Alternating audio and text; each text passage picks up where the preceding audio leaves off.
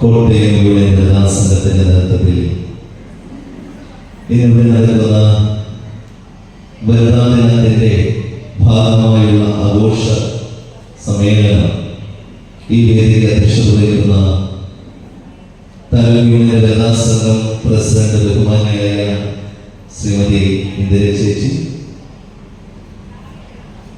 ഇന്ന് യോഗത്തിൽ സംഘടനാ വിഷയങ്ങളെ കുറിച്ച് ക്ലാസ് നയിക്കുന്ന യൂണിയന്റെ സമാരാധനായ ജോയിന്റ് കൺവീനർ ശ്രീ ശശികുമാർ അവർ, വനിതാ സംഘത്തിന്റെ വൈസ് പ്രസിഡന്റ് ശ്രീമതി ശ്യാമല ചേച്ചി,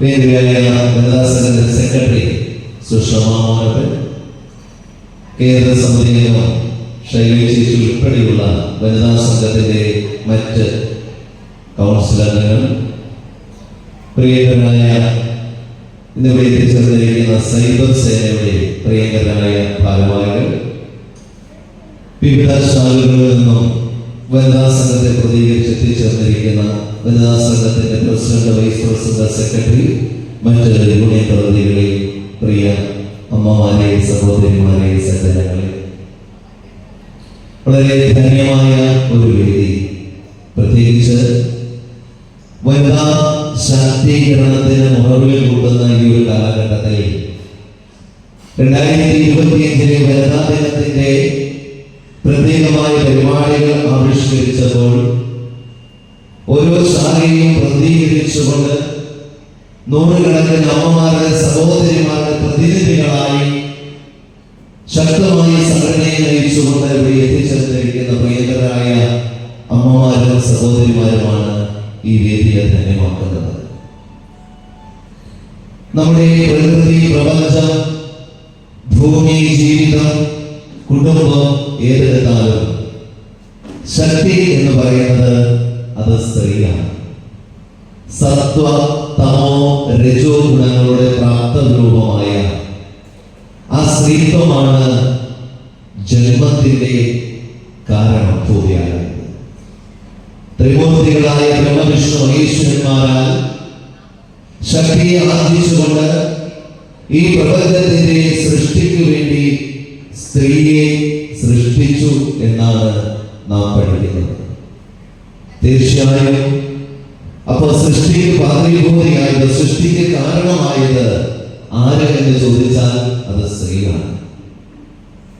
ഏതൊരു മന്ത്രം ജപിക്കുമ്പോഴും സ്വാഭാമന്ത്രം ജപിക്കാതെ ആ മന്ത്രം പൂർണ്ണമാകില്ല, ആ യജ്ഞം പൂർണ്ണമാകില്ല എന്ന് പറയാറുണ്ട്. ജീവിതചര്യകളിൽ എപ്പോഴും ഏതെങ്കിലുമൊക്കെ ദേവതാ സങ്കല്പത്തിലും മതസങ്കല്പത്തിലും ഒക്കെ നാം പഠിക്കുമ്പോൾ അവിടെയെല്ലാം സ്ത്രീയുടെ പങ്ക് മുഖ്യമാണ്. ആ സ്ത്രീക്ക് മഹത്വം ഉണ്ടാകുന്നത്, മാറ്റുകൂട്ടുന്നത് ആ സ്ത്രീയുടെ സ്ഥാനം. എന്തിനായിരുന്നു സ്ത്രീയെ ഇത്തരത്തിൽ സൃഷ്ടിക്കപ്പെട്ടത്? അത് ജന്മത്തിന് വേണ്ടി ആയിരുന്നുവെങ്കിൽ ആ മാതൃസ്ഥാനം കൽപ്പിക്കുമ്പോഴാണ് സ്ത്രീ പരിപൂർണതയിൽ എത്തിച്ചേരുന്നത്. അതുകൊണ്ടാണ് ഒരു കുടുംബ ജീവിതത്തിലേക്ക് കിടക്കുമ്പോൾ സഹോദരിയായും മകളായും കാമുകിയായും ഒക്കെ കടന്നുപോയി അവൾ ഒരു ഭാര്യയുടെ സ്ഥാനമേറ്റ് ഒരു അമ്മയായി കുടുംബത്തെ പോറ്റാൻ തയ്യാറെടുക്കുമ്പോൾ ശ്രീനഗർ തൃപ്പാദങ്ങൾ കൽപ്പിച്ചെറിയ പ്രാജാപത്യ വിധി പ്രകാരം വിവാഹം നടക്കുമ്പോൾ നാം ചൊല്ലുന്ന ഒരു മന്ത്രമുണ്ട്. എന്തിനായിരുന്നു വിവാഹം എന്ന് ചോദിക്കുമ്പോൾ ഈ സ്ത്രീ സമൂഹത്തിൽ സ്ത്രീയുടെ മഹത്വം എന്താണെന്ന് തിരിച്ചറിയിക്കുവാനും സ്ത്രീയുടെ കടമ എന്താണെന്ന് തിരിച്ചറിയിക്കുവാനും പല പേരുകൾ അറിയപ്പെടുന്ന സ്ത്രീ യഥാർത്ഥത്തിൽ ബോധവതിയാകേണ്ട ഒരു നാമം എന്താണെന്ന് തിരിച്ചറിയിക്കുവാനും ഒക്കെ ആ മന്ത്രത്തിന് വളരെ പ്രാധാന്യമുണ്ട്. മന്ത്രം നിങ്ങൾക്ക് അറിയാമായിരിക്കും എന്നാണ് ഞാൻ വിശ്വസിക്കുന്നത്. കാരണം പ്രാജാപത്യ വിധിപ്രകാരം വിവാഹം നടത്തിയിട്ടുള്ള ഏവർക്കും ആ മന്ത്രം അറിയാം. കാരണം തന്റെ പിതാവ് ഒരു നമ്മുടേതായ കുലത്തിൽ നിന്നും കുലച്ഛേദം നടത്തി ഒരു പെൺകുട്ടിയെ മറ്റൊരു കുലത്തിലേക്ക് ദാനമായി നൽകുവാൻ ഉപയോഗിച്ച മന്ത്രമാണത്. അറിയാമായിരിക്കും അല്ലേ? അപ്പോ ഓം ശുഭേ തിഭോ ധർമ്മ പ്രജാ സമ്പത്തേ ഏകവിംശതി ഗുരുധാരണായ വരസ്യ നമോധനായ ബൃഹത്തായ ഒരു വാക്കാണ്.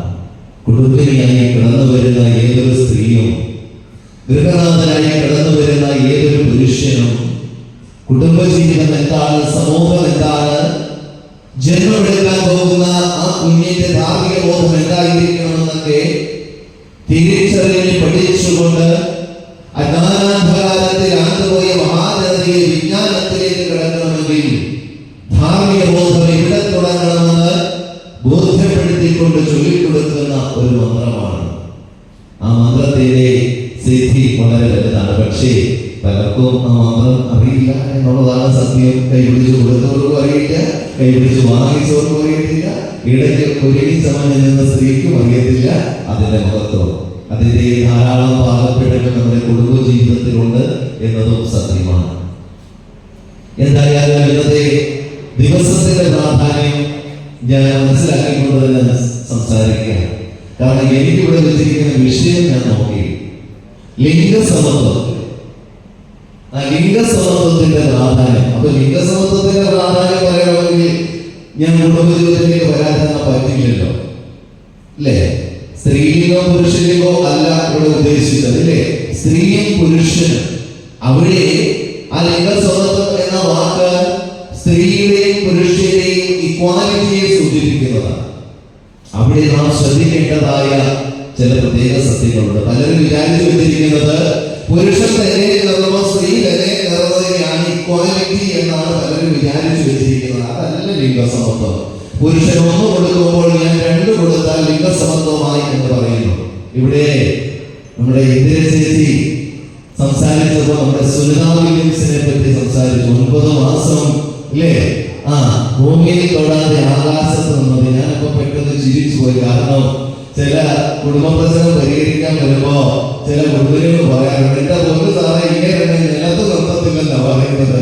അപ്പോ സുനിതാവിന്റെ പോലെ വർഷങ്ങളായി ത്യാഗം അനുഭവിക്കുന്ന, നിലത്ത് നിൽക്കാൻ അഭ്യാസം കഴിഞ്ഞുകൊണ്ടിരിക്കുന്ന നിരവധിയായ കുടുംബികളുള്ള നാടാണ്.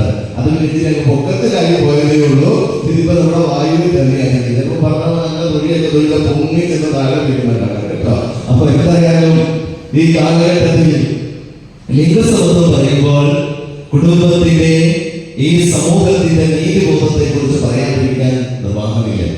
അത് പറയുമ്പോൾ നാം സംഘടനയെ കുറിച്ച് പറയേണ്ടി വരും. ഇവിടെ പല രാഷ്ട്രീയക്കാരും സ്ത്രീ ശാക്തീകരണത്തിന് വേണ്ടി മുറവിൽ കൊണ്ടാടുണ്ട്. അമ്മയുടെ, സഹോദരിയുടെ, സ്ത്രീയുടെ കണ്ണുനീരിൽ വിലയില്ലാതായിക്കൊണ്ടിരിക്കുന്ന സമൂഹം, അപമാനിതരായിക്കൊണ്ടിരിക്കുന്ന സ്ത്രീ സമൂഹം നീതിക്ക് വേണ്ടി പോരാടുകയാണ്. പക്ഷേ ചില കാര്യങ്ങളിൽ എതിർപ്പ് പറയാതിരിക്കാൻ നിർവാഹമില്ല. സ്വാതന്ത്ര്യം എന്നത് എന്താണ്? ആ ബോധമാണ് നമുക്ക് ആദ്യം എടുത്തില്ലേ? സ്ത്രീയുടെ സ്വാതന്ത്ര്യം എന്ന് പറഞ്ഞാൽ എന്താണ് ഉദ്ദേശിക്കുന്നത്? ഇന്ന് നിങ്ങളൊന്ന് ചിന്തിച്ചു നോക്കുക. കുട്ടികളുടെ സ്വാതന്ത്ര്യത്തിന് വേണ്ടി മനുഷ്യാവകാശ കമ്മീഷൻ ഉൾപ്പെടെ പോരാടുകയായിരുന്നു. അധ്യാപകർ വഴിയെടുത്തുകൂടാ, കുട്ടിയുടെ സ്വാതന്ത്ര്യമാണ് പറഞ്ഞത്, അല്ലേ? അധ്യാപകർ അടിച്ചുകൂടാ എന്ന് പറഞ്ഞാൽ മനുഷ്യൻ സ്വതന്ത്രനാണ്, അന്ന് സ്വാതന്ത്ര്യമുണ്ട്. ഇപ്പൊ കളിച്ച് കൊച്ചില്ലാതായാലോ, കൊടുപ്പിച്ചു കൊച്ചില്ലാതായ അവസ്ഥയായില്ലേ? ഇപ്പൊ കോടതി പറയുകയാണ് അധ്യാപകരുടെ പണി ഉണ്ടാകണമെന്ന്. സത്യത്തിൽ ഞാനൊന്ന് തുള്ളിച്ചാടിയ ദിവസം ആ ഒരു വിധി വന്നപ്പോ നമ്മുടെ പരിയാരത്ത് ഒരു സ്കൂളിൽ ഒരു കൗൺസിലിംഗിന് പോയി. ആ സ്കൂളിൽ കൗൺസിലിംഗ് നടത്തിക്കൊണ്ടിരുന്നപ്പോൾ ഒരു ഫാമിലി കൗൺസിലറായിട്ട് സൈക്കോളജിസ്റ്റായിട്ടാണ് അവിടെ പോയത്. ഇപ്പൊ കുട്ടികൾക്കും പാരന്റ്സിനും ക്ലാസ് എടുത്തുകൊണ്ടിരുന്നപ്പോൾ ഞാൻ നോക്കുമ്പോൾ വരാന്തയിൽ കൂടി LP സ്കൂൾ ഉൾപ്പെടെ ഉള്ളതാണ്.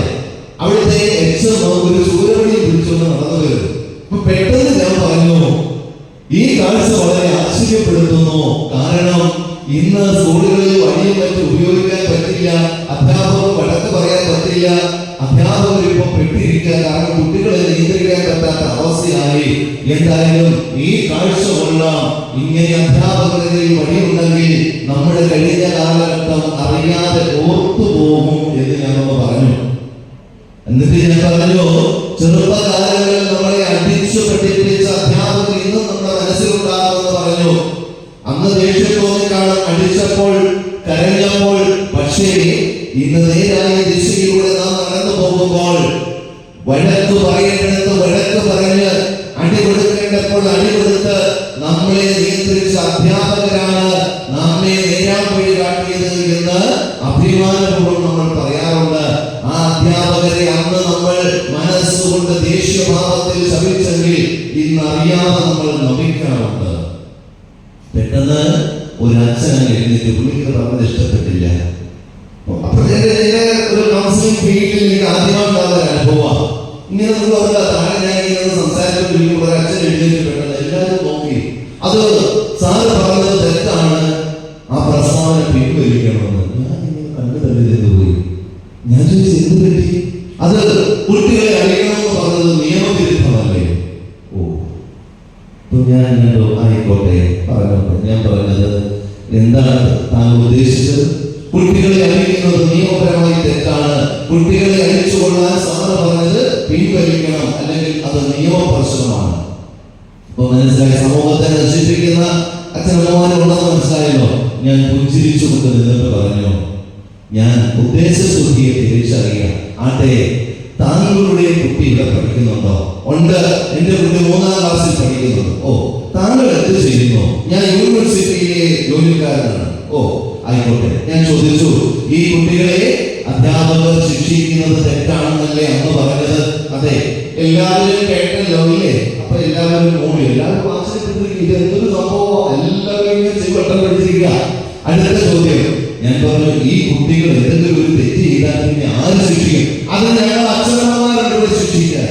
ഞാൻ പറഞ്ഞു, ഒന്നുകൂടെന്ന് പറഞ്ഞേ, ഇവിടെ ഞങ്ങൾ അച്ഛനമ്മമാരെ ശിക്ഷിച്ചോളാം. ഞാൻ പറഞ്ഞു, താങ്കൾ ഇച്ചിരി മുമ്പ് പറഞ്ഞല്ലോ ഞാൻ വഴി എടുത്തുകൊള്ളാൻ പറഞ്ഞത് നിയമക്കുരുക്കാണെന്ന്. പക്ഷേ ഇപ്പോൾ പറഞ്ഞ താങ്കൾക്കെതിരെ വേണമെങ്കിൽ ഇത്രയും സാക്ഷികളെ വെച്ചുകൊണ്ട് കേസ് കൊടുക്കാൻ എന്നെ കൊണ്ട് പറ്റും. താങ്കൾക്ക് എന്താ കുട്ടിയെടുക്കാനുള്ള അവകാശം ഉണ്ടോ? ഉണ്ടോ? നിയമം തിരിച്ച് അങ്ങോട്ട് പഠിപ്പിക്കാം. അച്ഛനമ്മമാരുടെ കുട്ടികളെ തന്നെ അവകാശമുണ്ടെന്ന് നിങ്ങൾക്ക് തോന്നുന്നുണ്ടോ? ആ നിയമപരമായിട്ട് നോക്കുമ്പോ ഇല്ല കേട്ടോ, ഇവരെ പറയും അച്ഛനമ്മ മക്കളെ അടിച്ചാൽ കേട്ടോ. അപ്പോ ഇതാണ് നിയമം. നിയമം പൊക്കിപ്പിടിച്ചുകൊണ്ട് വരുമ്പോ ഓർക്കണം, വാൾ നെഞ്ചിന് നേരെയാണ്. ഒരാളെ എതിരെ ചൂണ്ടുമ്പോൾ 3 പേരുകൾ നമ്മളിലേക്കാണ് ചൂണ്ടുന്നതെന്ന ബോധ്യം വേണം. അധ്യാപകരെ കുറ്റം പറയുമ്പോൾ നേരായ ദിശയിലേക്ക് നയിക്കുവാൻ നമ്മളെ കുറ്റപ്പെടുത്തുന്നവരെ നിങ്ങൾ പുറത്തള്ളുമ്പോൾ ഓർത്തുകൊള്ളുക, അത് നേരായ വഴി പോകില്ല. ഇത് പറഞ്ഞതിനൊക്കെ ചില ഉപദേശങ്ങളൊന്നും വെച്ചോ, കാരണം സംഘടനാ ക്ലാസ് ഒക്കെ ഉണ്ടല്ലോ. അപ്പൊ നേരായ വഴിക്ക് നയിക്കുമ്പോൾ ചിലപ്പോൾ ഇച്ചിരിയൊക്കെ കുറ്റപ്പെടുത്തലൊക്കെ കേൾക്കുമ്പോ മാസം പഠിക്കാൻ രാവിലെ വിളിച്ചു വരുത്തി ഈ ചൂടത്ത് കൊണ്ട് എത്തിയിട്ട് ഇതിനാണോ ഞങ്ങളെ ഇങ്ങോട്ട് വിളിച്ചതെന്ന് തോന്നരുത്. കുറെ കാലം കഴിയുമ്പോൾ ഞങ്ങളെ നമിച്ചോളൂ കേട്ടോ. അതുകൊണ്ടാണ് ഒരു മുൻകൂർ ജാമ്യം എടുത്തതാണ്. അപ്പൊ എന്തായാലും പറഞ്ഞ നിൽക്കട്ടെ, 1903 SNDP യോഗം രൂപീകൃതമായി. 1904 വനിതാ സംഘം രൂപീകൃതമായി. ശരിയാണോ? അല്ലേ? വനിതകൾക്ക് വേണ്ടിയുള്ള സമാജമാണ് രൂപീകരിക്കപ്പെട്ടത്. SNDP യോഗത്തിന്റെ ശില്പിയായ ഡോക്ടർ പല്ലവിയുടെ മാതാവ് അല്ലേ, ആ അമ്മ പപ്പമ്മയുടെ അധ്യക്ഷതയിൽ കൂടി യോഗം 1904. ഇവിടെ രാഷ്ട്രീയ കക്ഷികളൊന്നും ഉണ്ടായിരുന്നോ? ഇവിടുത്തെ കേരള സർക്കാർ ഉണ്ടായിരുന്നോ? ഒന്നുമില്ല. ഓർത്തുകൊള്ളുക, SNDP യോഗം പ്രസ്ഥാനം വനിതകൾക്ക് കൊടുത്ത പ്രാധാന്യം എന്താണ്?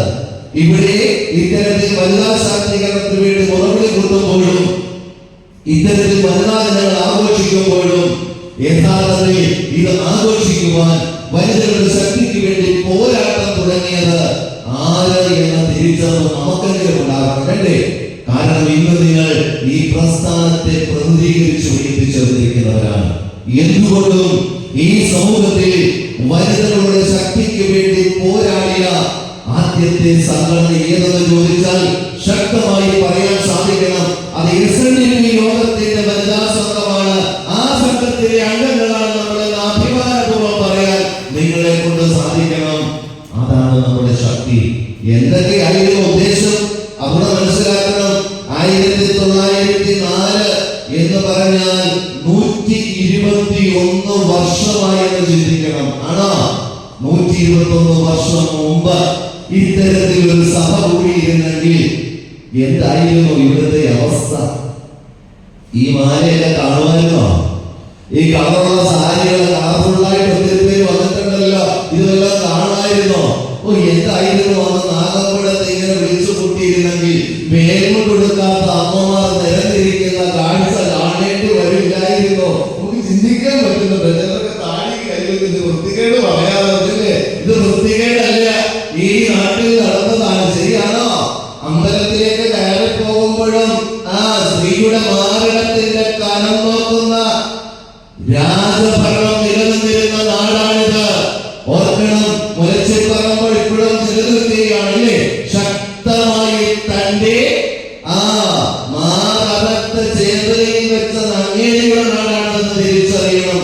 പ്രിയമുള്ളവരെ ഓർക്കണം, ശക്തമായി ഈ സമൂഹത്തിൽ ധീരയോദ്ധാവിനെ പോലെ ധീര വനിതകൾ ശക്തമായി ഉണർന്നെഴുന്നേറ്റത് ഈ സംഘടനയുടെ പിൻബലം കൊണ്ടാണെന്ന് തിരിച്ചറിയണം. നമുക്കറിയുമോ? അത് അറിയില്ല. ധീരവനിതകളെ കുറിച്ച് പഠിച്ചു നോക്ക്. കേരളത്തിൽ ശക്തമായി പോരാടിയ ധീരവനിതകളെ കുറിച്ച് പഠിച്ചു നോക്ക്. അവരൊക്കെ ചങ്കൂറ്റത്തോടെ തന്റെ പാതിവ്രത്യം കാത്തു സൂക്ഷിച്ചുകൊണ്ട് മുൻനിരയിലേക്ക് ഇറങ്ങിയവരാണ് വനിതകൾ. ഈഴവ കുലത്തിൽ ജനിച്ചു വളർന്ന വനിതകളൊന്നും നിങ്ങൾ ഓർത്തിരിക്കുന്നത് നല്ലതാണ്. അതുകൊണ്ടാണ് ഒരിക്കലേ നമ്മുടെ ആർശങ്കർ സാറിനോട് മന്നത്ത് പത്മനാഭൻ സാറ് പറഞ്ഞു, ഈഴവരെ ഈഴവര് പന്നി പെറ്റുകൂട്ടുന്നത് പോലെ കുഞ്ഞുങ്ങളെ പെറ്റുകൂട്ടുമെന്ന്. ഇപ്പൊ ഇതൊക്കെ പറയുകയാണെങ്കിൽ കോടതി കേസെടുത്ത് ഞാനില്ലല്ലോ, പറഞ്ഞിട്ട് കാര്യമില്ലല്ലോ. പന്നി പെറ്റുകൂട്ടുന്നത് പോലെ കുഞ്ഞുങ്ങളെ പെറ്റുകൂട്ടുകയാണെന്ന് പറഞ്ഞപ്പോൾ ശങ്കർ സാർ ഒരു മറുപടി കൊടുത്തു. ആർക്കു വേണ്ടിയായിരുന്നു ആ മറുപടി? നിങ്ങൾ ചിന്തിച്ചിട്ടുണ്ടോ? അവര് പറഞ്ഞതാ, അദ്ദേഹം പറഞ്ഞത് പന്നി പെറ്റുപോലെ കുഞ്ഞുങ്ങളെ പെറ്റുകൂട്ടിയാലും തന്തയാരാണെന്ന് തിരിച്ചറിയാമെന്ന് ചങ്കൂറ്റത്തെ പറഞ്ഞപ്പോൾ എന്റെ അമ്മമാരെ, സഹോദരന്മാരെ, നിങ്ങളുടെ മാനത്തിന്റെ വിലയാണ് ഇവിടെ കാത്തു സൂക്ഷിച്ചത്. വേണ്ടേ? അതാണ് നിങ്ങൾ തിരിച്ചറിയേണ്ടത്. ഇതൊക്കെ പറയാൻ എന്താ വഴി? ഇങ്ങനെ സംഘടനയുടെ നേതാക്കന്മാര് സ്ത്രീയുടെ മാനത്തിന് വില പറയാൻ ഒരാളെയും അനുവദിക്കാതെ ശക്തമായി നിലനിന്ന സംഘടനയാണ് SNDP എന്ന സംഘടന. നിങ്ങൾ തിരിച്ചറിയണം. ആർക്കുണ്ടാകും ഇത്രയും ചങ്കൂറ്റം? തന്റെ സമൂഹത്തിലെ തന്റെ വനിതകളെ കണ്ടവരെല്ലാം കുഞ്ഞുങ്ങളെ പ്രസവിച്ചു എന്ന് ആക്ഷേപിക്കുമ്പോൾ ആ സ്ത്രീയുടെ പാതിവ്രത്യത്തെ ചോദ്യം ചെയ്യുന്ന ചോദ്യമായിരുന്നു അതെങ്കിൽ അതിനെ ശക്തമായി ചെറുത്ത് പറയുവാൻ ചങ്കൂറ്റം കാണിച്ച നേതാക്കന്മാരുള്ള സംഘടനയാണ്. ഇന്നും കുറവൊന്നുമില്ല, കേട്ടോ, ഓർത്തുകൊള്ളുക. അതുകൊണ്ടാണ് ഈ സംഘടനയിൽ സ്ത്രീ ശക്തിക്ക് ഇത്രയധികം പ്രാധാന്യം. അങ്ങനെയെങ്കിൽ ഈ സമൂഹത്തിൽ മാറ്റങ്ങൾ കൊണ്ടുവരാൻ നിങ്ങളെ കൊണ്ടല്ലേ പറ്റുകയുള്ളൂ. ചില കാര്യങ്ങളൊക്കെ ഓർക്കുമ്പോൾ വിഷമമുണ്ട്. കാരണം ഇന്ന് സ്ത്രീയുടെ സ്വാതന്ത്ര്യത്തെ കുറിച്ച് പറയുമ്പോൾ ചില പക്വതയില്ലാത്ത വിഷയങ്ങൾ സംസാരിക്കുന്ന ചില ചാനൽ ചർച്ചകൾ കാണാറുണ്ട്. എറണാകുളത്ത് നടന്നത് പണ്ടേ മാറുമറയ്ക്കുവാൻ ഇവിടെ ആറാട്ടുപുഴ വേലായുധപ്പണിക്കർ ഒരു ഫോട്ടോ ഇരിപ്പുണ്ട്, കാണുന്നത് നല്ലതാ. മുക്കൂത്തിയിടാൻ അല്ലേ, ഓർക്കണോ? മുക്കൂത്തിയിടാൻ സമരം ചെയ്ത മുക്കൂത്തി സമരം ഉൾപ്പെടെ സമരമുഖത്ത് നിന്ന ധീരനായ ഈഴവ യുവാവ് ആറാട്ടുപുഴ വേലായുധപ്പണിക്കർ മാറുമറയ്ക്കുവാൻ വേണ്ടി, അല്പം തുണിയെടുക്കാൻ വേണ്ടി സമരം ചെയ്ത നാടാണിത്. പക്ഷേ ആ നാടിന്ന് കേരളത്തിന്റെ സ്വർഗഭൂമി ആയപ്പോൾ എറണാകുളത്ത് ഒരു സമരം നടന്നത് വിരോധാഭാസമായി ഞാൻ പറയും. എന്നെ നിങ്ങൾ ശിക്ഷിച്ചാലും പറയും. സ്ത്രീകൾ തുണി ഉടുക്കാതെ സമരം ചെയ്തത് നിങ്ങൾ ഓർക്കണം. എന്താണ്? തുണി ഉടുക്കണോ വേണമെന്ന് ഞങ്ങൾ തീരുമാനിച്ചോളാം, സ്ത്രീകൾക്ക് തുണി ഉടുക്കാതെ നടക്കാനും സ്വാതന്ത്ര്യമുണ്ട് എന്ന് പറഞ്ഞത്. ഇതിനെയാണോ സ്ത്രീ ശാക്തീകരണം എന്ന് പറയുന്നത്? ഇതിനെയാണോ സ്ത്രീ ശാക്തീകരണം എന്ന് പറയുന്നത്? ഓർക്കുക, 1904 ഇവിടെ ഈ സംഘടന രൂപീകരിക്കുമ്പോൾ നിങ്ങൾ മനസ്സിലാക്കേണ്ടത് അടുക്കളയുടെ അകത്തളങ്ങളിൽ പാചകം ചെയ്യുക, ഇല്ലേ? അന്തഃപുരത്തിന്റെ അകത്തളങ്ങളിൽ ഭോഗവസ്തുവാകുക, പിന്നെയോ കുഞ്ഞുങ്ങളെ പ്രസവിക്കുക. ഈ 3 ജോലിയായിരുന്നു സ്ത്രീകൾക്കുണ്ടായിരുന്നത് കേട്ടോ. 4 ചുവരുകൾക്കുള്ളിൽ അടച്ചിട്ട അടുക്കളയുടെ അകത്തളങ്ങളിലും അന്തഃപുരങ്ങളുടെ അകത്തളങ്ങളിലും ഭോഗവസ്തുവായി മാറിക്കൊണ്ടിരുന്ന സ്ത്രീയെ, ആ സ്ത്രീയെ ഇതാ സമൂഹത്തിന്റെ മുന്നിലേക്ക് ഈ കേരളത്തിൽ സ്വാതന്ത്ര്യം, ഇന്ത്യക്ക് സ്വാതന്ത്ര്യം കിട്ടുന്നതിന് മുൻപ് ഇവിടെ സമൂഹത്തിന്റെ മുന്നിലേക്ക് ഇറക്കിയത് ആരാണെന്ന് നിങ്ങൾക്ക് അറിയുമോ? SNDP സംഘടനയാണെന്ന് നിങ്ങൾ പറയാൻ മടിക്കരുത്. ആ ബോധം നിങ്ങൾക്കുണ്ടാവണം. ഇന്നത്തെ സമൂഹത്തിൽ ഈ ബോധമില്ല. ഇത് പിതൃത്വം ഏറ്റെടുക്കാൻ ഒത്തിരി പേരുണ്ട്. ആ കുഞ്ഞെന്റെയാണ്, ഈ കുഞ്ഞെന്റെയാണെന്ന് പറഞ്ഞുകൊണ്ട് പിതൃത്വം ഏറ്റെടുക്കാൻ ലോകത്ത് ഇഷ്ടംപോലെ സംഘടനകളുണ്ട്. പക്ഷേ പറയുമ്പോൾ ഒരു പുഞ്ചിരി കൊടുക്കാൻ നിങ്ങളെ കൊണ്ട് പറ്റണം. ഈ പോണം പറയുന്നത് എന്താ, ഇവന് ബോധമുണ്ടോ, ചരിത്രബോധമുണ്ടോ എന്ന് പറയാനെങ്കിലും നമ്മളെ കൊണ്ട് പറ്റണം. അത്തരത്തിൽ ആ കാലഘട്ടത്തിൽ രാജശാസനത്തിന് വഴങ്ങിക്കൊണ്ട് രാജനീതിയാണ് അന്ത്യനീതി, അത് നടപ്പിലാക്കുമ്പോൾ കഴുത്തറക്കാൻ രാജാവ് പറഞ്ഞാൽ ആ രാജനീതി നടപ്പിലാക്കിക്കൊണ്ടിരുന്ന കാലഘട്ടത്തിൽ കഴുത്തറത്താലും കുഴപ്പമില്ല എന്ന് പറഞ്ഞ് ശക്തമായി പോരാടിയ സംഘടനയാണ് ഈ സംഘടന. ഇന്ന് നിങ്ങൾക്ക് മനുഷ്യാവകാശ കമ്മീഷനുണ്ട്. ഇന്ന് സ്ത്രീകളെ തൊട്ടാൽ, സ്ത്രീകളെ നോക്കിയാൽ, സ്ത്രീകളെ എന്തെന്ന് പറഞ്ഞാൽ കേസെടുക്കാൻ ആളുണ്ട്. ഇതൊന്നുമില്ലാതിരുന്ന കാലഘട്ടത്തിൽ സ്ത്രീക്ക് വേണ്ടി പോരാടിയവരാണ് നമ്മൾ. ആ ജനസാണ് നമ്മുടെ ശരീരത്തിലുള്ളതെന്ന് തിരിച്ചറിയുന്നത് നല്ലതാ. അതുകൊണ്ടാണ് ഈ സമൂഹത്തിൽ സ്ത്രീകൾക്കെതിരെയുള്ള ഇത്തരത്തിലുള്ള നിരവധിയായ പ്രശ്നങ്ങൾക്ക് SNDP യോഗം പലപ്പോഴും ഏറ്റെടുത്ത് ശക്തമായി പോരാട്ടം നടത്തുന്നത്. പ്രിയമുള്ളവരെ, ഇനി മറ്റൊന്ന്, ഗുരു നമ്മളോട് എന്താണ് ചോദിച്ചത്? സ്ത്രീകളെ ശക്തമായി മുന്നോട്ട് വരണമെങ്കിൽ ചുമ്മാ പോയി സമരം ചെയ്താൽ പോരാ. ആദ്യം സ്ത്രീക്ക് എന്ത് വേണം? എന്തുകൊണ്ടാണ് സ്ത്രീകളെ നിങ്ങളെ ചവിട്ടിത്താഴ്ത്തി വെക്കാൻ പറ്റിയത്? അറിവില്ലാത്തതുകൊണ്ടാണ്. സ്ത്രീകൾക്ക് വിദ്യാഭ്യാസം നിഷേധിച്ചിരുന്നു. ഇന്നും ചില മതങ്ങൾ പോരാടിയാണ് അതിലേക്ക് വന്നുകൊണ്ടിരിക്കുന്നതേ ഉള്ളൂ. ഞാനൊന്ന് ചോദിച്ചോട്ടെ, ചോദിക്കുന്നത് തെറ്റാണെങ്കിൽ നിങ്ങൾ ക്ഷമിച്ചാൽ മതി കേട്ടാ. ഓർക്കുക, ഈ നമ്മുടെ നാട്ടിലെ പല സംസ്കാരങ്ങൾ നിലനിന്നിരുന്നു. പണ്ട് അമ്മമാരെ, നിങ്ങളൊക്കെ എന്ന് പറയുന്നില്ല, നിങ്ങളുടെ അമ്മമാര് ഒക്കെ ഗർഭം ധരിച്ചു കഴിയുമ്പോ കുറെ വാളാമ്പുള്ളി കലക്കി വെള്ളം കുടിപ്പിക്കുമായിരുന്നു. കേട്ടിട്ടുണ്ടോ? ഉണ്ടോ? ഉണ്ടല്ലേ? നിങ്ങളുടെ കയ്യിൽ ഒരു എന്തെങ്കിലും ഒരു ചില രോഗങ്ങൾ പറയും, പാരമ്പര്യ രോഗങ്ങൾ എന്ന് പറയുന്ന ചില രോഗങ്ങളുണ്ട് കേട്ടോ. ആ രോഗങ്ങൾ ഡോക്ടർമാരൊക്കെ കാണുമല്ലോ ഇതിനകത്ത്. ആ രോഗങ്ങൾ 7 തലമുറയായാലും സംഭവിക്കില്ലേ? ഇപ്പം എന്റെ അച്ഛനാണ് എനിക്ക് പറയണമെന്നില്ല, എന്റെ കുഞ്ഞിനോ ചിലപ്പോ അതിന്റെ കുഞ്ഞിനോ കണ്ടേക്കാം. ജനറ്റിക്കാണത്. ശരിയാണോ? ആണല്ലോ. എന്തുകൊണ്ടാണ് നമ്മുടെ സമൂഹം അധപ്പതിച്ചതെന്ന് നിങ്ങൾ മനസ്സിലാക്കുന്നുണ്ടോ? തിരിച്ചറിയേണ്ടത് അറിവ് കൊടുക്കേണ്ടത് അമ്മമാർക്കാ. ഈ സമൂഹത്തിൽ മുഴുവൻ അറിവ് കൊടുത്തതെന്ന് ഒരു കാര്യമില്ല. അറിവ് കൊടുക്കേണ്ടത് അമ്മമാർക്കാണ്. സ്ത്രീകൾക്ക് വിദ്യാഭ്യാസം കൊടുത്താലേ സമൂഹം നന്നാകൂ. തെറ്റുണ്ടോ ഞാൻ പറഞ്ഞത്? ഉണ്ടെങ്കിൽ നിങ്ങൾക്ക് പറയാം. സ്ത്രീകൾക്ക് വിദ്യാഭ്യാസം കൊടുത്താലേ സമൂഹം നന്നാകൂ, നല്ല തലമുറയുണ്ടാകൂ. തർക്കമുണ്ടോ? അത് ഉണ്ടാകാതിരിക്കാൻ വേണ്ടിയാ പണ്ട് പുളി കുടിപ്പിച്ചത്. പുളിക്കുടി എന്ന് പറഞ്ഞ പരിപാടിയല്ലായിരുന്നു. എന്താ കാര്യം അറിയാമോ? ഭാര്യ, അതായത് സ്ത്രീ ഗർഭിണിയായി കഴിയുമ്പോ വാളംപുളി കലക്കി കുടിച്ചോണം. കുട്ടിക്ക് എന്താ സംഭവിക്കുക? മന്ദബുദ്ധികളെ പോലെ ബോധമില്ലാത്ത കുഞ്ഞുങ്ങളെ പ്രസവിക്കണം. പുതിയ തലമുറ എന്തായി? ബോധമില്ലാത്ത കുഞ്ഞുങ്ങളായി. നിങ്ങൾ തിരിച്ചറിഞ്ഞുകൊള്ളുക. ഇന്ന് വന്ന് നടക്കുന്നുണ്ട്. അന്ന് പുളിയാണ് കുടിപ്പിച്ചതെങ്കിൽ ഇന്ന് MDMA ആയിട്ടും ജ്യൂസ് ആയിട്ടൊക്കെ കുടിപ്പിക്കുന്നുണ്ടെന്ന് നിങ്ങൾ ഓർത്തോണം. പുതിയ തലമുറയെ നശിപ്പിക്കാൻ വേണ്ടി അന്ന് അമ്മമാരെ പുളി കുടിപ്പിച്ചെങ്കിൽ ഇന്ന് അടുത്ത തലമുറയെ നശിപ്പിക്കാൻ വേണ്ടി ഇന്നത്തെ യുവതലമുറയെ മാരകമായ വിഷപദാർത്ഥങ്ങൾ ജ്യൂസിന്റെ രൂപത്തിലും മിഠായിയുടെ രൂപത്തിലൊക്കെ കൊടുക്കുക. പെൺകുഞ്ഞുങ്ങളും ആൺകുഞ്ഞുങ്ങളും ഇതിനൊക്കെ വയങ്ങുക. പിന്നെ തലമുറ കുഞ്ഞുങ്ങൾ പോലും കാണത്തില്ല. ഓർക്കുന്നത് നല്ലതാ. സംഭവിക്കുന്നതാണ് പറയുന്നത്. ഇതൊക്കെ കരുതിക്കൂട്ടി ദീർഘദൃഷ്ടിയോടുകൂടി ഈ സമൂഹത്തിൽ ആധിപത്യം സ്ഥാപിക്കുവാൻ വേണ്ടി ചെയ്യുന്ന കർമ്മങ്ങളാണ് ഓർക്കണം. അന്ന് ഇത്തരത്തിലൊരു ഈഴവ ജനത ശക്തമായി വളർന്നു വന്നാൽ ഇവരെ പിടിച്ചാൽ കിട്ടുന്നവരല്ലെന്ന് എല്ലാവർക്കും അറിയാം. എന്താ ഈ പറഞ്ഞ പോലെ ആധിപത്യം പോലും കാത്തു സൂക്ഷിച്ചുകൊണ്ട് മാറിൽ അമ്പേറ്റാലും താങ്ങുകൊടുക്കാതെ മുന്നേറാൻ ശക്തമായുള്ള ധൈര്യമുള്ള തലമുറയാണ് ഇവരുടേത്.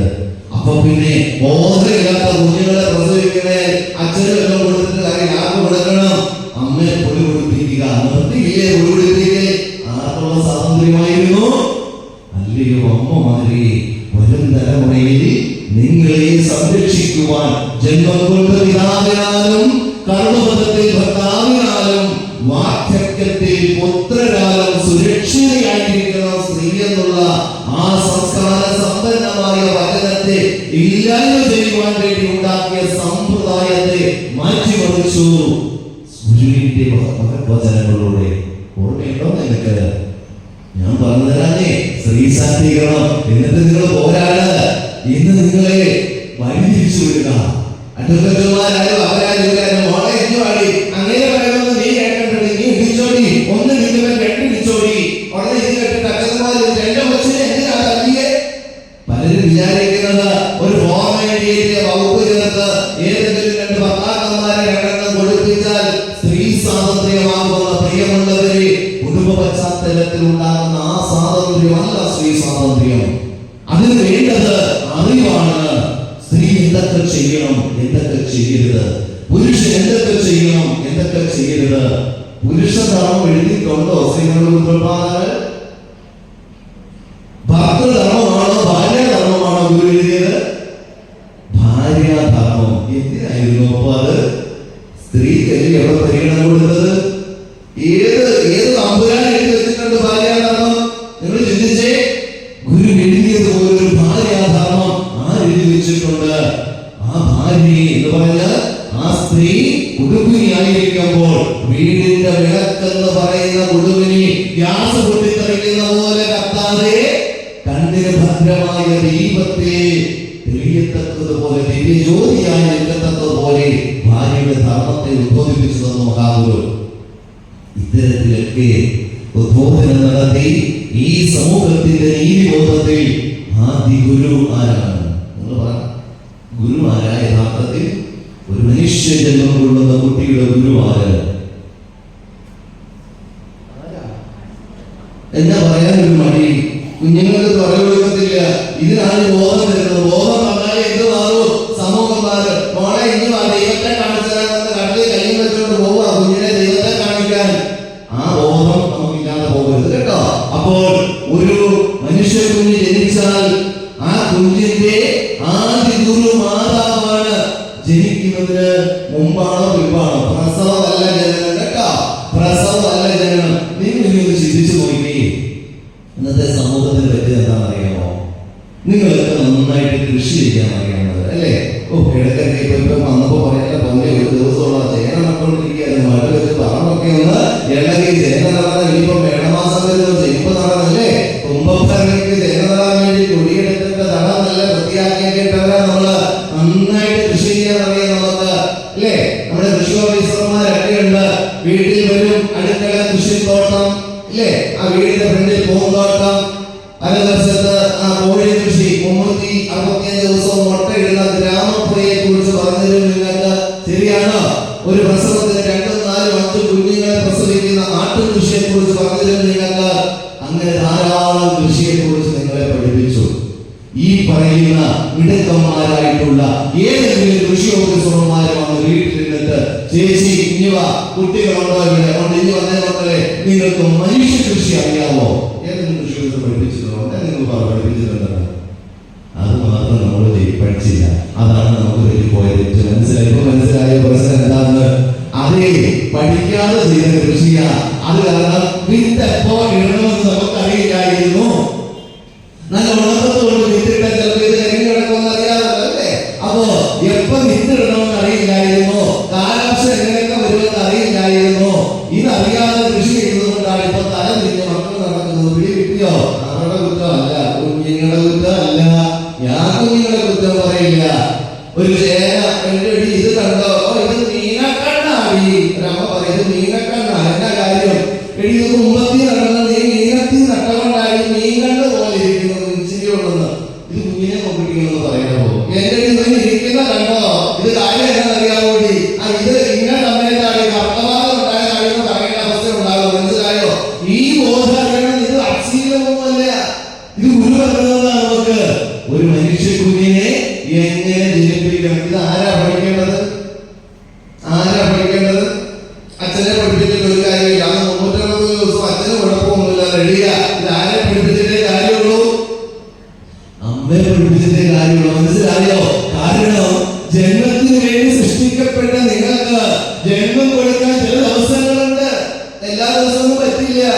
മനസ്സിലായോ? അപ്പോ പുരുഷന് സ്ത്രീ അവിടെ തുല്യത നിർത്താൻ പറ്റുമോ? പുരുഷൻ പറയുകയാണ് ഞങ്ങൾ എല്ലാ ദിവസവും റെഡി. സ്ത്രീ എന്ന് പറയും ഞങ്ങൾക്ക് എല്ലാ ദിവസവും പറ്റില്ല ചേട്ടാ. ഇക്വാലിറ്റി കിട്ടുമോ? നിങ്ങൾ പറ, ഇതിനെയാണോ ഇക്വാലിറ്റി എന്ന് പറയുന്നത്? സമൂഹത്തിൽ ഇക്വാലിറ്റി. നിങ്ങളാണവിടെ അമ്മ, നിങ്ങളാണവിടെ ഈശ്വര രൂപം. നിങ്ങളില്ലാതെ സൃഷ്ടിയില്ല. അവിടെ മഹത്വമുള്ള നിങ്ങൾ താഴെ വരാനാണോ ആഗ്രഹിക്കുന്നത്? ഞാൻ ഇക്വാലിറ്റി പറയുമ്പോൾ ഈ ദേവദാസങ്കല്പത്തിൽ ഗുരുവിനെ പിടിച്ചു കിട്ടുമ്പോ ഞാൻ ചോദിക്കട്ടെ, ഗുരുവിനെ വിഗ്രഹമായി പ്രതിഷ്ഠിക്കുന്നതാണോ പ്രതിഷ്ഠിക്കാത്തതാണോ ഗുരുവിന്റെ മഹത്വം? പേടിയ ദോഷം പറയരുത്. നിങ്ങൾ ചെയ്തിരിക്കുന്നത് ഗുരുവിനെ ഇറക്കി താഴെ കൊണ്ടുവന്ന് ഗുരുദേവ എന്നാണ് വിളിക്കുന്നത്, ഇല്ലേ? ആണോ? നിങ്ങൾ ഗുരുവിനെ ആരാക്കി? ദേവനാക്കി. ഗുരു ആരാ? ഗുരു സാക്ഷാൽ ദേവൻ. തസ്മൈ ശ്രീ ഗുരുവേ നമഃ എന്നാണ് പറഞ്ഞത്. എന്താ പറയുന്നത്? ഗുരു സാക്ഷാൽ പരബ്രഹ്മ. ഗുരു പരബ്രഹ്മമാണ്, സർവ്വത്തിലുമുള്ള ഗുരുവാണ്. അതിനെ നിങ്ങൾ എന്ത് ചെയ്തു? നിങ്ങൾക്ക് കാണാൻ വേണ്ടി ദേവതാ സങ്കല്പത്തിൽ താഴോട്ടൊന്ന് ഇറക്കി പ്രതിഷ്ഠിച്ചു. അല്ലാതെ നിങ്ങൾക്ക് കാണാൻ പറ്റില്ല. അതുകൊണ്ട് അന്തരീയമായിരിക്കുന്ന സത്യം എന്താണ് അറിവില്ലാത്തത് കൊണ്ട് കാണാൻ വേണ്ടി നമ്മൾ താഴെ ഒന്ന് ഇറക്കി പ്രതിഷ്ഠിച്ചു. ഇതുപോലെയാണ് അമ്മമാരെ നിങ്ങളുടെ അവസ്ഥ. നിങ്ങൾ ചിന്തിക്കുന്ന പോലെ നിങ്ങൾ ചിന്താവക്കാരൊന്നും അല്ല. ഒരു പുരുഷനും നിങ്ങളുടെ ആരോഗ്യം സ്ഥാപിക്കാൻ പറ്റില്ല. നിങ്ങളില്ലാതെ ഒരു പുരുഷനും ശക്തിയില്ല. നിങ്ങളില്ലാതെ സൃഷ്ടിയില്ല. നിങ്ങളില്ലാതെ പ്രപഞ്ചമില്ല. അത് മനസ്സിലാക്കണം. അതുകൊണ്ടാണ് ഞാൻ പറഞ്ഞത്, ഇവിടെ കൃഷിയെ കുറിച്ച് പോലും പറഞ്ഞത്. നിങ്ങൾ ചിന്തിക്കേണ്ടത്, അറിയേണ്ടത്, പഠിക്കേണ്ടത് അമ്മമാരാണ്, സഹോദരിമാരാണ്. അതുകൊണ്ടാണ് ഇവിടെ വിദ്യാഭ്യാസത്തെ കുറിച്ചൊക്കെ കാലഘട്ടം പറഞ്ഞപ്പോൾ ഓർമ്മയുണ്ടാവുമല്ലോ.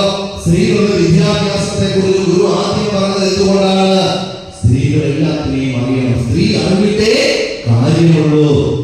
അമാവാസ ദിവസം കുട്ടി ഉണ്ടാകരുത്, അയന സന്ധ്യയ്ക്ക് കുട്ടി ഉണ്ടാകരുത്, ഉത്സവാധികാരം ചെയ്യുമ്പോൾ കുട്ടി ഉണ്ടാകരുത്. ഈ സമയത്ത് കുട്ടി ഉണ്ടാകുമോ ഇല്ലയോ ആർക്ക് മാത്രമേ അറിയൂ? അമ്മമാർക്ക് മാത്രമേ അറിയൂ. അപ്പൊ അറിവുണ്ടാകുന്ന ആർക്കാ? അമ്മമാർക്ക്. ഈ ബോധവൽക്കരണം നടത്തിയത് ഗുരുവല്ലാതെ വേറെ ആരെങ്കിലും നടത്തി തന്നോ? നിങ്ങൾക്ക് വേറെ ആരെങ്കിലും നടത്തി തന്നോ? ഏതെങ്കിലും ഒരു രാഷ്ട്രീയക്കാരൻ വന്ന് പറഞ്ഞു തന്നോ? അയ്യോ എടി ചേച്ചി നിനക്ക് കുട്ടി ഉണ്ടാവും ഇങ്ങനെ രാഷ്ട്രീയ പ്രസംഗങ്ങളൊക്കെ ആരെങ്കിലും പറഞ്ഞതോ? ഒന്നുമില്ല. ഒരു സംഘടനയും പറയുന്നില്ല. അത് പറഞ്ഞു തന്നെങ്കിൽ മാതൃത്വത്തിന്റെ മഹത്വം എന്താണെന്നും സ്ത്രീയുടെ മഹത്വം എന്താണെന്നും അടുത്ത തലമുറയ്ക്ക് വേണ്ടി സ്ത്രീ ചെയ്യേണ്ടത് എന്താണെന്നും തിരിച്ചറിഞ്ഞ് പറഞ്ഞു തന്നത് മഹാഗുരുവാണ്. അതാണ് ഈ സംഘടനയുടെ പ്രാവർത്തികമാക്കുന്നത്. നിങ്ങൾ ഓർത്തു നോക്കിയപ്പോൾ ഈ സമൂഹത്തിൽ എല്ലാ തരത്തിലും സ്ത്രീയെ സൗഭാഗ്യവതിയാക്കി, സ്ത്രീയെ ശക്തിയാക്കി, സ്ത്രീയെ അനുഗ്രഹത്തിന്റെ ഭാഗ്യഭൂതിയായ ദേവിയാക്കി ഒക്കെ മാറ്റിയിരിക്കുകയാണ്. ആ സംസ്കാര സമ്പന്നമായ സവിശേഷതയിലെ ഭാരത സംസ്കാരത്തിന്റെ തനതുരൂപമായി നമ്മൾ ചിത്രീകരിച്ചതുകൊണ്ട് ഇതൊക്കെ ഇല്ലാതെ പോയ ഒരു കാരണങ്ങളോട് പറയാൻ വിഷമം തോന്നരുത്. നമ്മുടെ കഴിഞ്ഞ കാലത്ത് പഠനങ്ങളൊക്കെ പഠിച്ചു വെച്ചിട്ടുണ്ട്. ഞാൻ വിഷയം മാറ്റിക്കോളാം കേട്ടോ. പഠനങ്ങളൊക്കെ പഠിച്ചു വെച്ചിട്ടുണ്ട്. ചില സംസ്കാരങ്ങൾ ആര്യ ദ്രാവിഡ സംസ്കാരം പഠിച്ചിട്ടുണ്ടല്ലേ? ഉണ്ടല്ലോ, ഉണ്ടല്ലോ. ഈ സ്വന്തം സംസ്കാരമാണല്ലോ. നിങ്ങൾ എഴുതിപ്പെടും. ഞങ്ങൾ രണ്ടിലും പെടത്തില്ല. ഞങ്ങൾ ആര്യന്മാരും അല്ല, ഞങ്ങൾ ദ്രാവിഡന്മാരും അല്ല. സംസ്കാര ശൂന്യരാ. സംസ്കാര ശൂന്യൻ. പറ, എന്ത് മണി പറയാ? ശരിയാണോ? ആര്യന്മാരെ പറയും അത് വലത്തരാണ്, അത് വൈഷ്ണവരാണ്. അങ്ങനെ ഒരു സംസ്കാരം ദ്രാവിഡന്മാരാണോ ചോദിക്കുമ്പോൾ പറയാൻ നാണക്കേട്. കാര്യം എന്താണെന്നറിയാമോ? പുലയൻ, പറയൻ, ഇതൊക്കെ കേൾക്കുമ്പോൾ നമുക്കൊരു നാണക്കേടാ. ആരാ പുലയൻ? ആരാ പുലയൻ? എന്താ പുലയൻ വാക്കിന്റെ അർത്ഥം? കൃഷി ചെയ്യുന്നതെന്നാണ് കേട്ടോ. നിങ്ങൾ ഓർക്കണം. നിങ്ങൾ കൃഷി ചെയ്യാറില്ലേ? അപ്പൊ നിങ്ങളാരാ? കൃഷി ചെയ്യുന്നതിൽ നിങ്ങൾ പുലയരാ. ബ്രാഹ്മണ നമ്പൂതിരി കൃഷി ചെയ്താലും കൃഷി ചെയ്യുമ്പോൾ അതിനെ എന്താ വിളിക്കേണ്ടത്? പുല ചെയ്യുന്നവരെ പുലയൻ, കുശപ്പണി ചെയ്യുന്നവരേതാ? കലവൊക്കെ ഉണ്ടാക്കുന്നവരെ എന്നാ വിളിക്കും? പാട്ടുകാരാണ് വിളിക്കോ? എന്നാ വിളിക്കും? കൊച്ചവാണെന്ന് വിളിക്കും. അവിടെ ശരിയാണോ? നിങ്ങൾ കൊച്ചപ്പണിയാണ്, നിങ്ങൾ എന്നാ വിളിക്കും?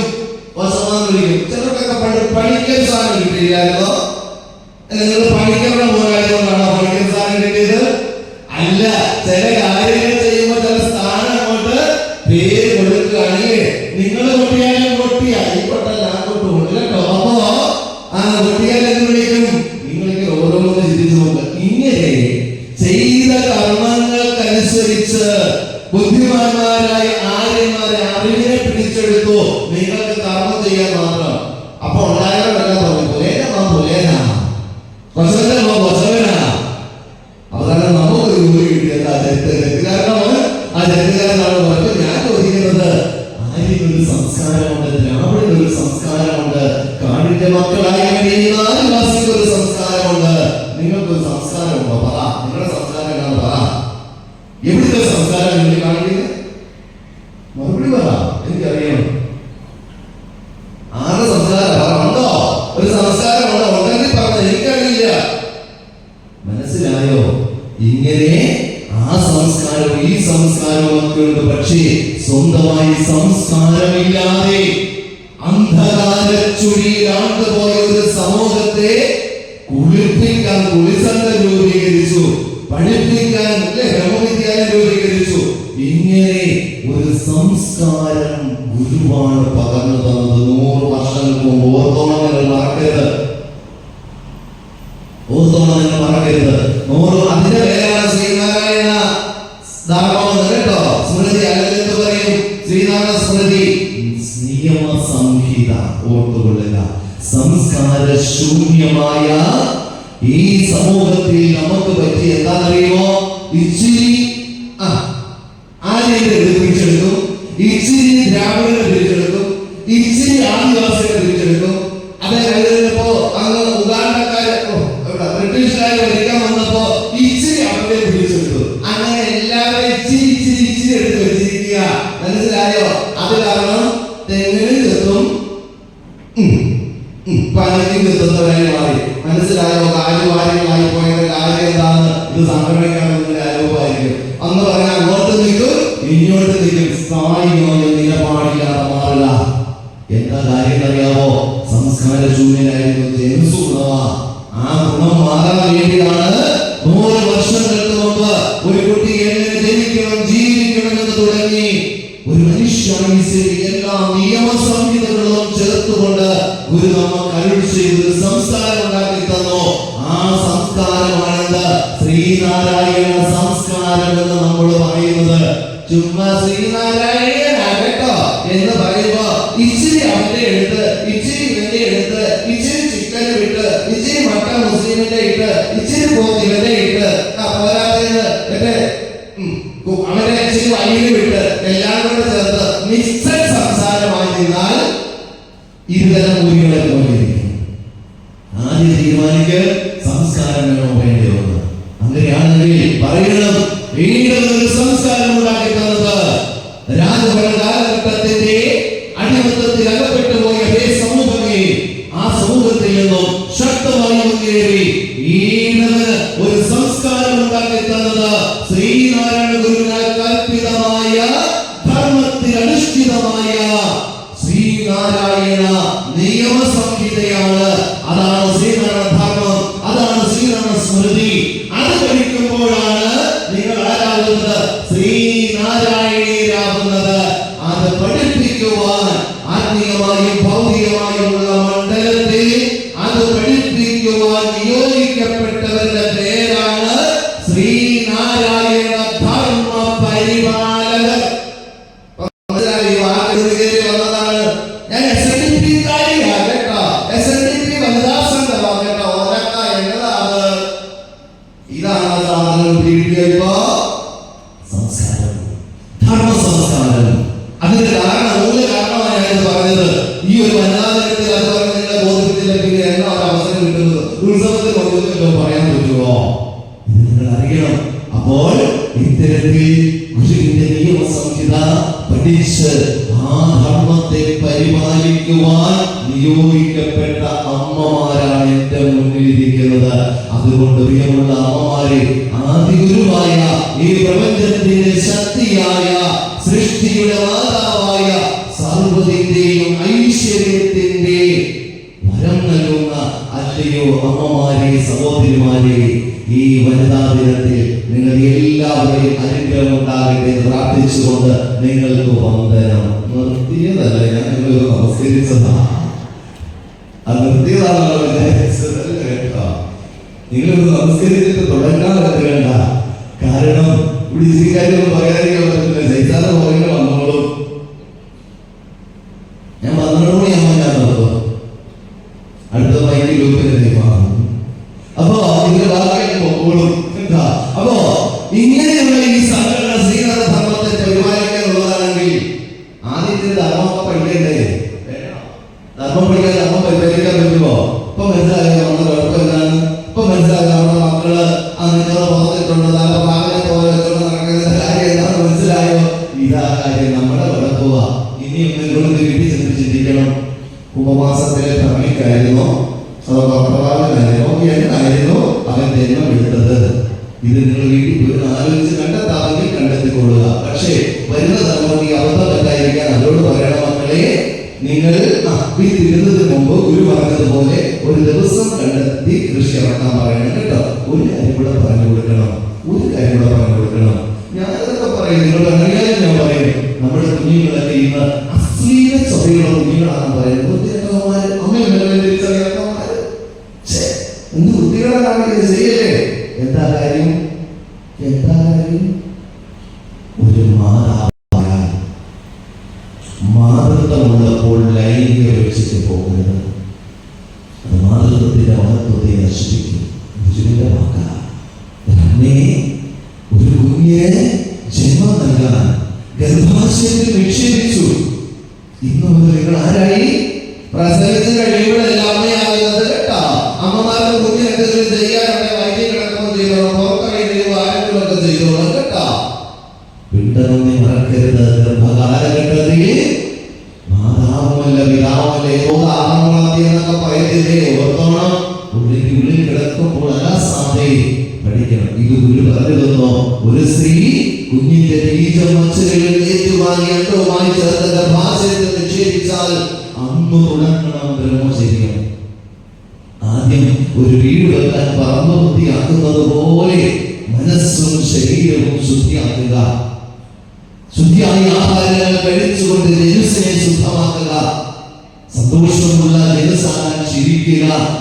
അങ്ങനെ മാതാവും പിതാവും ശുദ്ധമായ മനസ്സോടെ ഭഗവത് കൃപയാൽ പ്രാർത്ഥിച്ചുകൊണ്ട് ജന്മമെടുത്താൽ അന്ന് മുതൽ ആ സ്ത്രീ എങ്ങനെയായിരിക്കണം? ഇതേ ദിവസം മുതൽ ദിവസവും പ്രാർത്ഥന. ആ കാണുന്ന രൂപം കുട്ടിക്കുണ്ടാവും.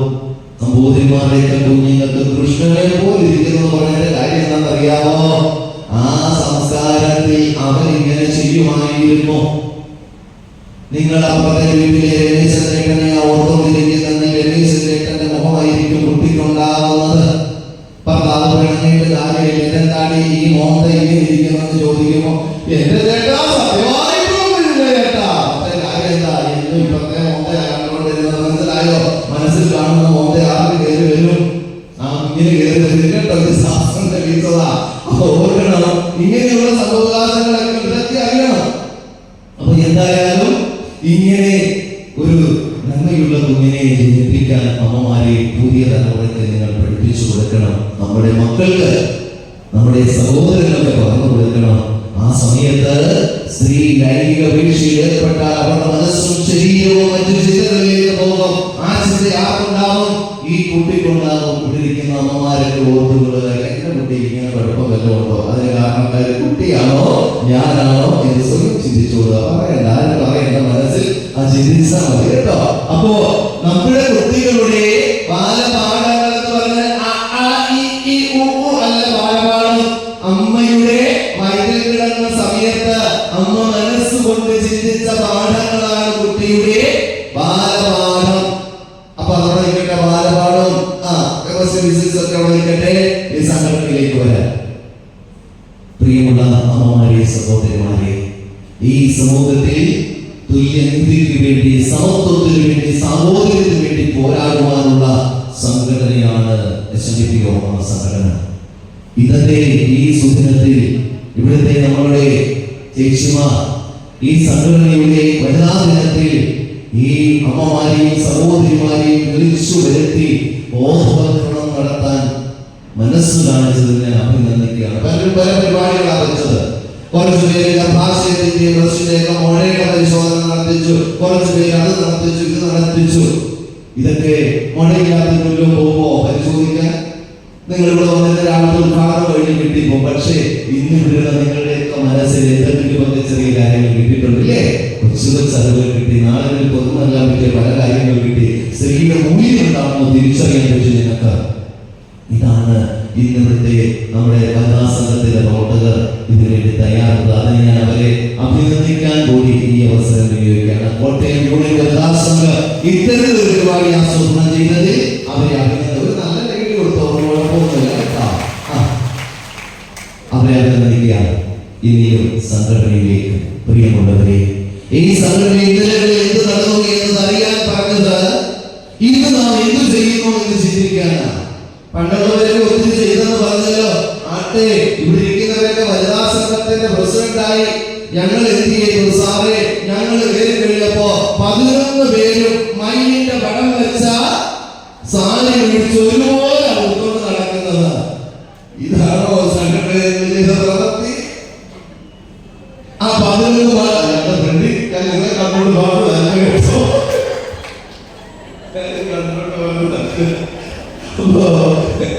യൂണിഫോം വേണം കേട്ടോ, നല്ലതാവട്ടെ. ഞാൻ പറഞ്ഞു വന്നത് മയില് പുറത്ത് മാത്രം പോരാ, ഇവിടെ കൂടെ വേണം. തിരിഞ്ഞു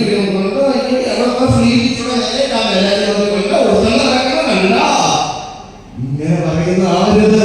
അവിടെ ഐക്യം വേണം അല്ലേ? സംഘടിച്ച് ശക്തരാകാൻ പറഞ്ഞപ്പോ അവിടെ നമുക്കൊരു ഐക്യം ഉണ്ടാവണ്ടേ? അപ്പോ പുറമെയുള്ള കളറിൽ മാത്രം പോരാ യൂണിറ്റി.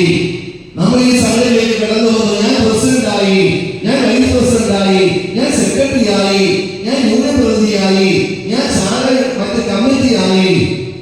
ഞാൻ എന്ത് ചെയ്തു? എന്റെ റോൾ എന്താണ്? ഇത് പലർക്കും അറിയില്ല. പലരുടെ പ്രശ്നം എന്താണെന്നറിയാമോ? റോൾ എന്താണെന്ന് ആടാൻ അറിയില്ല. ഇതേ ആട്ടമാണ് ഇക്വാലിറ്റിയിൽ വേണ്ടത് കേട്ടോ. ഭാര്യ എന്താണെന്ന് ഭാര്യ തിരിച്ചറിയുക, ഭർത്താവ് എന്താണെന്ന് ഭർത്താവ് തിരിച്ചറിയുക. ഭാര്യ ചെയ്യേണ്ടത് ഒരു ഭർത്താവ് ചെയ്യുകയും ഭർത്താവ് ചെയ്യേണ്ടത് ഒരു ഭാര്യ ചെയ്യുകയും ചെയ്യുന്നതിനെ അല്ല ഇക്വാലിറ്റി എന്ന് പറയുന്നത്. ഭാര്യ ചായ വെക്കുമ്പോൾ ഭർത്താവ് ഞാൻ രാവിലെ ചായ വെച്ചു, ചേട്ടൻ വൈകിട്ട് ചായ ചെയ്യും. ഇതിനെയാണ് ഇക്വാലിറ്റി എന്ന് പറയുന്നത്? അല്ല. ഭാര്യ എന്താണെന്ന് തിരിച്ചറിഞ്ഞുകൊണ്ട് സ്ത്രീയുടെ മഹത്വത്തെ സംരക്ഷിച്ച് അത് ചെയ്യലാണ് ഭർത്താവ്. അത് ചെയ്തില്ലെങ്കിൽ അവിടെ എന്തില്ല? ക്വാളിറ്റി ഇല്ല. സ്ത്രീയുടെ അത്തരത്തിലുള്ള സ്വാതന്ത്ര്യത്തെ നിഷേധിച്ചാൽ, അവളുടെ അഭിപ്രായങ്ങൾ ഏൽപ്പിക്കാതിരുന്നാൽ, സമൂഹത്തിൽ അവളെ അകറ്റി നിർത്തപ്പെട്ടാൽ അവിടെ ക്വാളിറ്റി ഇല്ല. ഇന്ന് നമ്മുടെ ഭാരതത്തിന്റെ പ്രഥമ പൗരയായ ഒരു വനിതയെ നമ്പൂതിരിസം ഉള്ളത് കൊണ്ടാണ് ഭരിക്കാൻ പറ്റുന്നത്. അങ്ങനെയാണെങ്കിൽ ദളിതരെ ചിന്തിച്ചു നോക്കിയേ. അങ്ങ് നോക്കി നമ്മൾ മുകളിൽ പോയില്ലേ? ഈ ഭൂമിയുടെ മുകൾ തട്ട് കീഴടക്കിക്കൊണ്ട് ഇന്ന് നമ്മുടെ ഭാരതത്തിന്റെ ഏറ്റവും ശ്രദ്ധേയമായ അവസ്ഥയിലേക്ക് എത്തിച്ചേരാൻ സാധിച്ചതും ഒരു വനിതയ്ക്ക് ശ്രദ്ധിച്ചേ. അങ്ങനെയാണ് ഞാൻ ചോദിക്കട്ടെ, ഈ സാധനം കയ്യിൽ കിട്ടിയിട്ട് വർഷങ്ങളൊക്കെ ആയി കാണുമല്ലോ. 3 വർഷമായി, 2 വർഷമായി, 1 വർഷമായി, 6 മാസമായി. എന്ത് ചെയ്തു? ഈ അലങ്കാരം, വേഷം നമുക്ക് നാളെ പണി കിട്ടുന്ന സാധനമാവരുത്. വേഷം കെട്ടാണെങ്കിൽ വേഷം ഇടാവും. പെണ്ണൊക്കെ പറയുന്നത് അഡ്വാൻസ് മേടിച്ചത് അങ്ങനെയുള്ള പറയുന്നത് ഇത് എന്നെ ഉദ്ദേശിച്ചാണ്, എന്നെ മാത്രമാണ് എന്ന് നമുക്ക് തോന്നിയേക്കാം. അത് എന്റെ ഉദ്ദേശമല്ല കേട്ടോ. അപ്പോ നമ്മൾ വേഷം കിട്ടിയാൽ ആടണം. ഞാൻ ചോദിക്കട്ടെ, ഒരു ഭരണസമിതിയിൽ പ്രസിഡന്റ് ആണോ, വൈസ് പ്രസിഡന്റ് ആണോ, സെക്രട്ടറി ആണോ, അതോ കമ്മിറ്റി അംഗങ്ങളാണോ? ആരാണ് അധികാരി?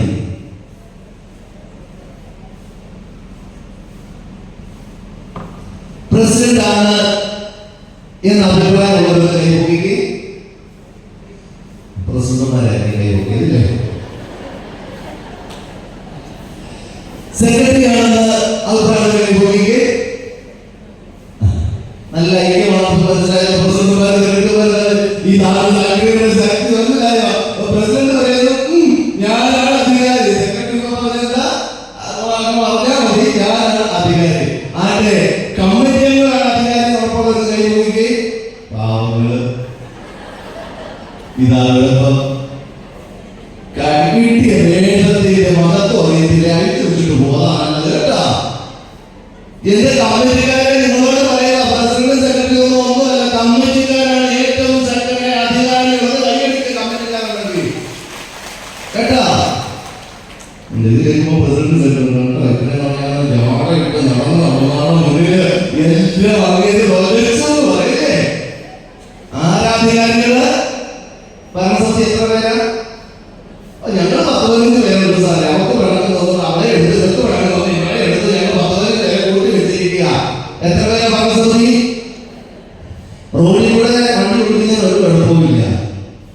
നമ്മുടേതാ.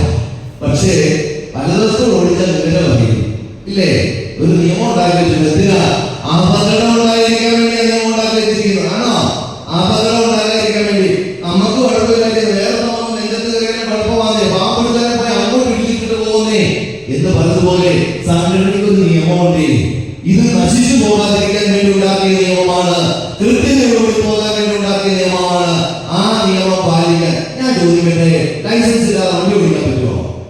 പറ്റുമോ ഇല്ല? ഡ്രൈവിംഗ് അറിയാൻ കൈ പോയി ഡ്രൈവിംഗ് അറിയാതെ നിങ്ങൾക്ക് സ്നേഹം കൊണ്ട് ലൈസൻസ് തന്നതാണോ? ആണോ അല്ലയോ? അല്ല. ആദ്യം പോയി ലേണേഴ്സ് എടുത്തപ്പോ എന്തൊക്കെ ചെയ്യണം, കുരുക്കുന്നത് എങ്ങനെ, നിർത്തുന്നത് എങ്ങനെ, കൈ കാണിക്കുന്നത് എങ്ങനെ പഠിച്ചു അല്ലേ? അത് കഴിഞ്ഞ് ഒരാളെ സപ്പോർട്ടോടുകൂടി വീട്ടിൽ പഠിച്ചു, പിന്നെ ഓടിച്ചു പഠിച്ചു. അത് കഴിഞ്ഞപ്പോ അവിടെ ലൈസൻസ് കുഴപ്പമില്ല, ഓടിച്ചു എന്ന് പറയുന്നത് ശരിയാണോ? ആണല്ലോ. ഒരു വണ്ടി ഓടിക്കാൻ നിങ്ങളുടെ മാത്രം ജീവൻ അല്ലെ, ആരെങ്കിലും രണ്ടുപേരുടെ ജീവനല്ലേ പോകുന്നുള്ളൂ. അതിനുവേണ്ടി നിങ്ങൾ ഇത്രയും ലൈസൻസ് എടുത്തു. ഈ ഒരു ശാഖയിലെ മുഴുവൻ അംഗങ്ങളെ നയിക്കാൻ വേണ്ടി ഈ സ്ഥാനത്തോട്ട് കയറിയത് എന്നാ ലൈസൻസ് എടുത്തിട്ടാണ്. ലൈസൻസ് എടുത്തിട്ട് സംഘടന കയറിയതൊന്നും ലേണേഴ്സ് കഴിഞ്ഞിട്ട് സംഘടന പ്രവർത്തനം കൈകൊടുക്കി. ഇത് ലേണേഴ്സ് ആണ്, ലേണേഴ്സ് ഈ ലൈസൻസ് എടുക്കണം. ഇതാണ് നമ്മുടെ മനസ്സിലായോ? നിങ്ങൾ ഒരു ലേണേഴ്സ് നടത്തിയില്ല, ഒരു ലൈസൻസ് എടുത്തില്ല, ആരുടെ സപ്പോർട്ടും ആവില്ല. ഞാൻ 56 ഞാൻ വലിയ ജോലിയൊക്കെ കഴിഞ്ഞു വന്നതാ. അത് അവിടെ സംഘടനയല്ല. അവിടെ നിങ്ങൾ വലിയ ആളായിരിക്കാം, അത് സംഘടനയായിട്ട് എന്താ ബന്ധം?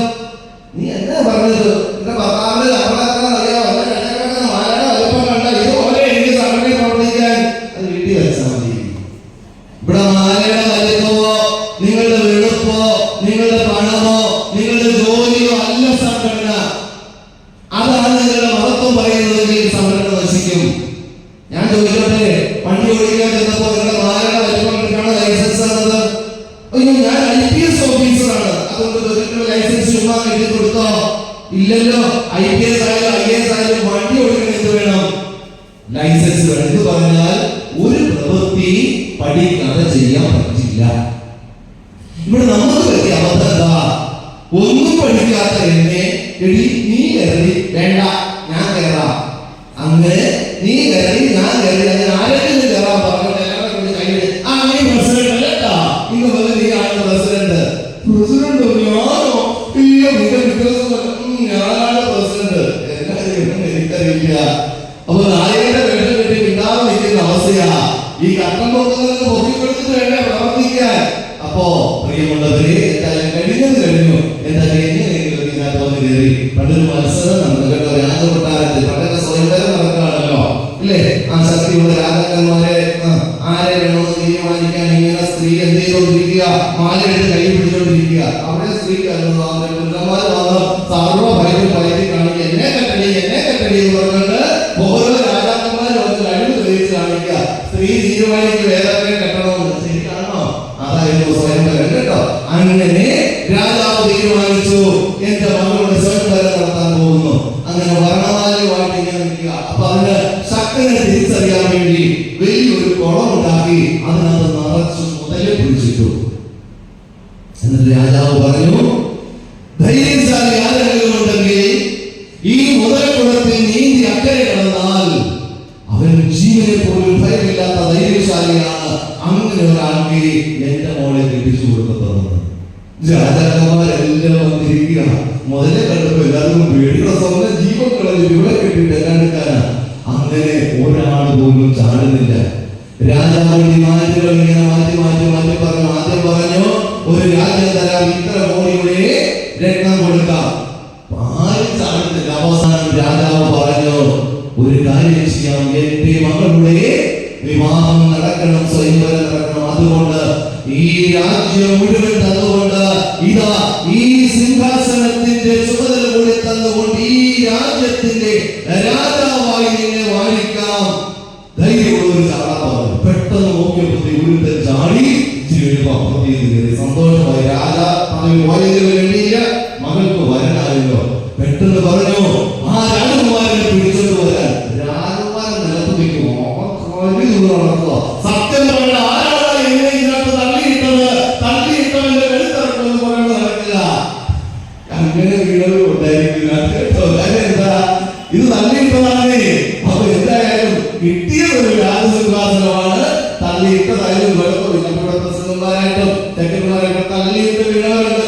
അപ്പൊ നിങ്ങളുടെ കൂടെ ഉള്ളവർക്കും എല്ലാം പോകേണ്ട തള്ളിയിട്ടവരെ കിട്ടിയത് നല്ലൊരു സിംഹാസനമാണ്.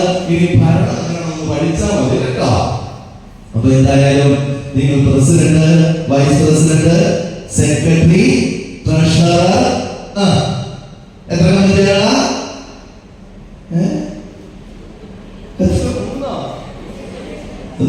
5. പ്രസിഡന്റ്. നിങ്ങൾ യൂണിറ്റ് ആണോ, യൂണിയൻ ആണോ, യോഗമാണോ? നിങ്ങളുടെ പേരെന്താ? SNDP. എന്താ പേര്? SNDP യോഗം യൂണിറ്റ് വനിതാ സംഘമാണ്. യൂണിറ്റ് ആണ് നിങ്ങൾ. ഇത് വരുമ്പോ യൂണിറ്റ്, ഇത് വരുമ്പോ യോഗമാണ് അല്ലേ? അപ്പോ ഈ യൂണിറ്റ് എത്ര പേരാണ് ഭരണസമിതി? President, vice president, secretary, treasurer 4 പേര്, കൂടാതെ 5 കമ്മിറ്റി അംഗങ്ങൾ. 5 4 9. പിന്നെയോ ഒരു 3 യൂണിറ്റ് പ്രതിനിധികളെ നിങ്ങൾ തിരഞ്ഞെടുക്കും. 9 3 12. കൂടാതെ പൂർണ്ണമായോ? പൂർണ്ണമായിട്ടില്ല. നമുക്ക് പറ്റുന്ന അബദ്ധമാണ്. പൂർണ്ണമായിട്ടില്ല. ഇനിയും 2 പേരുണ്ട്. വോട്ടവകാശമില്ലെന്നേ ഉള്ളൂ. എക്സിക്യൂട്ടീവ് കൂടി അവരുണ്ട് 2 പേര്. ഒന്ന് ശാഖയുടെ സെക്രട്ടറി, പ്രസിഡന്റ് അല്ല, ശാഖയുടെ സെക്രട്ടറി. 2 ശാഖ കമ്മിറ്റിയിൽ നിന്ന് നിങ്ങളുടെ നിയന്ത്രണത്തിന് സെലക്ട് ചെയ്യുന്ന ഒരു കമ്മിറ്റി അംഗം, എക്സ് ഒഫീഷ്യൽ മെമ്പേഴ്സ് എന്നാണ് അറിയപ്പെടുന്നത്. അങ്ങനെ 14 പേരുള്ളതാണ് വനിതാ സംഘത്തിന്റെ യൂണിറ്റ് കേട്ടോ. തെറ്റത്തില്ലല്ലോ. ഇനി എത്ര പേരുണ്ടെന്ന് നിങ്ങൾ നോക്കിക്കൊള്ളുക. ഞാൻ ഇനി ഇത് ജനാധിപത്യമാണോ അതോ ഏകാധിപത്യമാണോ ഭരണം? നമ്മുടെ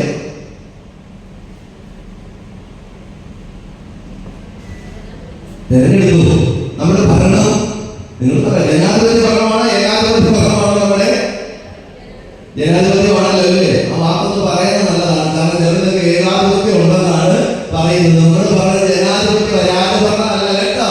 തള്ളിയിട്ടത് ഞാൻ ഇനി ഭരിച്ചോളാം എന്ന് പറഞ്ഞുകൊണ്ട് കയറിയിടാൻ പറ്റത്തില്ല. ഇത് ജനാധിപത്യ ഭരണമാണ്. എന്ന് പറഞ്ഞാൽ ആ കൂടുന്ന സമിതി ഭൂരിപക്ഷം എന്ത് പറയുന്നുവോ അത് നടപ്പിലാക്കാനേ നമുക്ക് പറ്റൂ. ഇപ്പൊ മനസ്സിലായോ? കമ്മിറ്റിക്കാരുടെ പവർ 5 പേര് കമ്മിറ്റിക്കാരാ. President, vice president, secretary, treasurer കൂട്ടിയാൽ എത്രയേ ഉള്ളൂ? 4. ആര് പറയുന്നതൊക്കെ കാര്യങ്ങള്? ഇതിനാണ് ഐക്യം വേണമെന്ന് പറയുന്നത്. കമ്മിറ്റിക്കാർക്ക് ഐക്യം വേണം. അപ്പൊ ബുദ്ധിയുള്ള പ്രസിഡന്റ്, സെക്രട്ടറി എന്ത് ചെയ്യുന്നറിയാമോ? കമ്മിറ്റിക്കാരെ എപ്പോഴും 2 ആക്കി നിർത്തും. മനസ്സിലായോ? അവള് പറയുവാടി എന്നെക്കാട്ട് കഴിവ് മറ്റന്നാണ്. അതുകൊണ്ട് നിങ്ങൾ ശ്രദ്ധിച്ചാണ് കേട്ടാ. നിന്റെ കൂടെ ഞാൻ കഴിയുന്നു. മനസ്സിലായോ? മെറ്റകളോടും ഇത് തന്നെ പറഞ്ഞു കൊടുക്കും. മനസ്സിലായോ? അങ്ങനെ ചിരിച്ചു കാണിക്കണം. ഇങ്ങനെ സ്പ്ലിറ്റ് ചെയ്യുന്നത് എന്തിനാണെന്നറിയാമോ? ഇവരുടെ 4 പേരുടെ കൂടെ 2 പേരുണ്ട്. എന്തായി? ഭൂരിപക്ഷമായല്ലോ. പിടികിട്ടിയോ? ഈ ബുദ്ധിയൊക്കെ ഉപയോഗിച്ചോളണം കേട്ടോ. ഉപയോഗിക്കുമ്പോൾ മനസ്സിലാക്കിക്കോണം. എന്തുകൊണ്ടാണ് കുട്ടിച്ച് കൂടെ ചെയ്തതാണ് കേട്ടോ. അപ്പൊ എന്താ? ജനാധിപത്യ ഭരണം എന്നത് ഇങ്ങനെയാണ്. അപ്പൊ ഓർത്തുകൊള്ളുക, ഭൂരിപക്ഷം പറയുന്നതേ പ്രസിഡന്റിന് അധ്യക്ഷനായിരുന്നു നടപ്പിലാക്കാൻ പറ്റൂ. പ്രസിഡന്റ് എന്ന് പറയുന്നത് പ്രസിഡന്റ് അധ്യക്ഷനാണ്. എന്താണ് അധ്യക്ഷന്റെ ജോലി? കമ്മിറ്റി കൂടുമ്പോഴും പൊതുയോഗം കൂടുമ്പോഴും അധ്യക്ഷത വഹിക്കുക, നിയന്ത്രിക്കുക, എല്ലാത്തിന്റെയും മേൽനോട്ടം വഹിക്കുക. പക്ഷേ എക്സിക്യൂട്ടീവ് പവർ ആർക്കാണ്? സെക്രട്ടറിക്കാണ്. ഓർത്തോണം കേട്ടോ. കാരണം വൈസ് പ്രസിഡന്റ് എടുക്കാൻ നിൽപ്പുണ്ട്. വൈസ് പ്രസിഡന്റ് എപ്പോഴാണ് റോഡ് വരുന്നതെന്ന് അറിയാമോ? ചിലത് പറയുന്ന പൊണ്ട് സാറേ വൈസ് പ്രസിഡന്റ് ഒരുമാതിരി വൈസ് പ്രസിഡന്റ് ആണല്ലോ പറയുന്നത് പൊണ്ട് അങ്ങനെ പറയാറുണ്ട്. കാര്യം എന്താ? റോഡില്ല. ഈ പ്രസിഡന്റ് അപ്പാലെ എനിക്ക് പ്രസിഡന്റ് ആകാൻ പറ്റുള്ളൂ. പ്രസിഡന്റ് വരാതിരുന്നാലേ എനിക്ക് ഈ പുതുകാലം എന്നും വന്നോണ്ടിരിക്കുക. ഞാൻ എന്നാ ചെയ്യാനാ? ഏതെങ്കിലും കാരണവശാൽ പ്രസിഡന്റിന്റെ അഭാവത്തിൽ വൈസ് പ്രസിഡന്റ് ആരാകാം? ഇല്ലെങ്കിലോ ഇങ്ങനെ മുഖം കാണാതെ വൈസ് പ്രസിഡന്റ് ആരുടെ പകരം കിട്ടുകയുള്ളൂ? ഒരു കമ്മിറ്റിക്കാരന്റെ റോളേ കിട്ടുകയുള്ളൂ. ഓർത്തോളം കേട്ടോ. എന്നാൽ സെക്രട്ടറി പറഞ്ഞൊരു കാര്യമുണ്ട്. സെക്രട്ടറിയാണ് എക്സിക്യൂട്ടീവ് ഓഫീസർ. വരട്ടെ, അങ്ങനെ വരട്ടെ. സെക്രട്ടറിക്ക് പറഞ്ഞു കേട്ടോ, എക്സിക്യൂട്ടീവ് ഓഫീസറാണ്. രേഖകളിൽ ഒപ്പുവെക്കാനും നിയമപ്രശ്നങ്ങളിൽ ഒപ്പുവെക്കാനൊക്കെയുള്ള അധികാരം സെക്രട്ടറിക്കാണ്. എക്സിക്യൂട്ടീവ് ഓഫീസർ എന്നാണ് സെക്രട്ടറി അറിയപ്പെടുന്നത്. സർട്ടിഫിക്കറ്റ് വിതരണം ചെയ്യാൻ സെക്രട്ടറിക്ക് പറ്റുകയുള്ളൂ. സെക്രട്ടറിയാണ് മീറ്റിങ്ങുകളും യോഗങ്ങളും ഒക്കെ വിളിച്ചു കൂട്ടേണ്ടത്. സെക്രട്ടറിയാണ് നാളുകൾ എഴുതേണ്ടത്. സെക്രട്ടറിയാണ് രസീത് എഴുതേണ്ടത്. കസ്റ്റോഡിയൻ, ഈ സ്ഥാപന വസ്തുക്കളുടെ കസ്റ്റോഡിയൻ സെക്രട്ടറി ആയിരിക്കും. അങ്ങനെയുള്ള ഉത്തരവാദിത്തങ്ങളൊക്കെ ഉണ്ട്. എന്നാൽ സെക്രട്ടറിയോട് ഈ കമ്മിറ്റി തീരുമാനിക്കാതെ നമുക്കൊന്നും നടപ്പിലാക്കാൻ പറ്റില്ല. അതുകൊണ്ട് ഓർത്തോണം കേട്ടോ. ഒരു നടപടി എടുക്കാൻ ഏറ്റവും എളുപ്പം സെക്രട്ടറിക്കെതിരെയാണ്. സെക്രട്ടറിക്ക് ഇത്രയും അധികാരമുള്ളപ്പോൾ ഒന്നുകൂടെ ഓർമ്മുള്ളത്, യൂണിയൻ എല്ലാ സെക്രട്ടറി വരാതിരിക്കാൻ സെക്രട്ടറിയുടെ സസ്പെൻഡ് ചെയ്ത് മാറ്റി നിർത്താം, പ്രസിഡന്റിനെ സസ്പെൻഡ് ചെയ്യാൻ പറ്റില്ല. അപ്പോ ഈ അധികാരമുള്ള സെക്രട്ടറിക്ക് നിയന്ത്രണവും കൂടുതലാണ് എന്ന് ഓർത്തോണം. ഏതെങ്കിലും കാരണവശാൽ പ്രസിഡന്റും കമ്മിറ്റിക്കാരും ആവശ്യപ്പെട്ടിട്ട് 3 മാസമായിട്ട് 3 തവണ സെക്രട്ടറി കമ്മിറ്റിയോ യോഗമോ വിളിക്കാതിരുന്നാൽ ഭൂരിപക്ഷത്തിന്റെ തീരുമാനപ്രകാരം പ്രസിഡന്റിന് കമ്മിറ്റിയോ യോഗം വിളിക്കാനുള്ള അധികാരമുണ്ട്. പക്ഷെ അത് ആരെ അറിയിച്ചിരിക്കണം? മേൽഘടകത്തെ അറിയിച്ചിരിക്കണം. കാലാവധി എത്ര വർഷം? 3 വർഷമുണ്ടോ?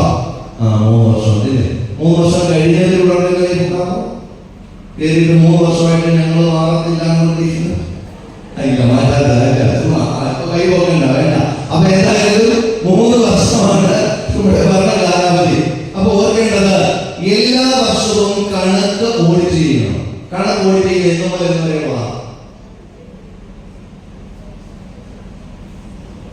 കണക്ക് ഓഡിറ്റ് ചെയ്യാമല്ലോ. സെക്രട്ടറിമാർ എല്ലാ വർഷവും കണക്ക് ഓഡിറ്റ് ചെയ്യണം. എന്ന് മുതൽ എന്ന് വരെയുള്ളത്. എന്താ സാറേ, ഞാൻ ഏറിയത് മുതൽ കഴിഞ്ഞ മാസം വരെയുള്ളത് ഞാൻ ഓഡിറ്റ് ചെയ്യാൻ കൊടുത്തെന്നാണ് പറയുന്നത്. അങ്ങനെ കൊടുക്കരുത്. കണക്കുകൾ ഓഡിറ്റ് ചെയ്യേണ്ടത് ആരെപ്പം കയറിയാലും കൊള്ളാം, ജനുവരി മുതൽ ഡിസംബർ വരെയുള്ള കണക്കാണ് ഒരു 4 എഴുതി പൂർത്തീകരിച്ച് കൊടുക്കേണ്ടത്.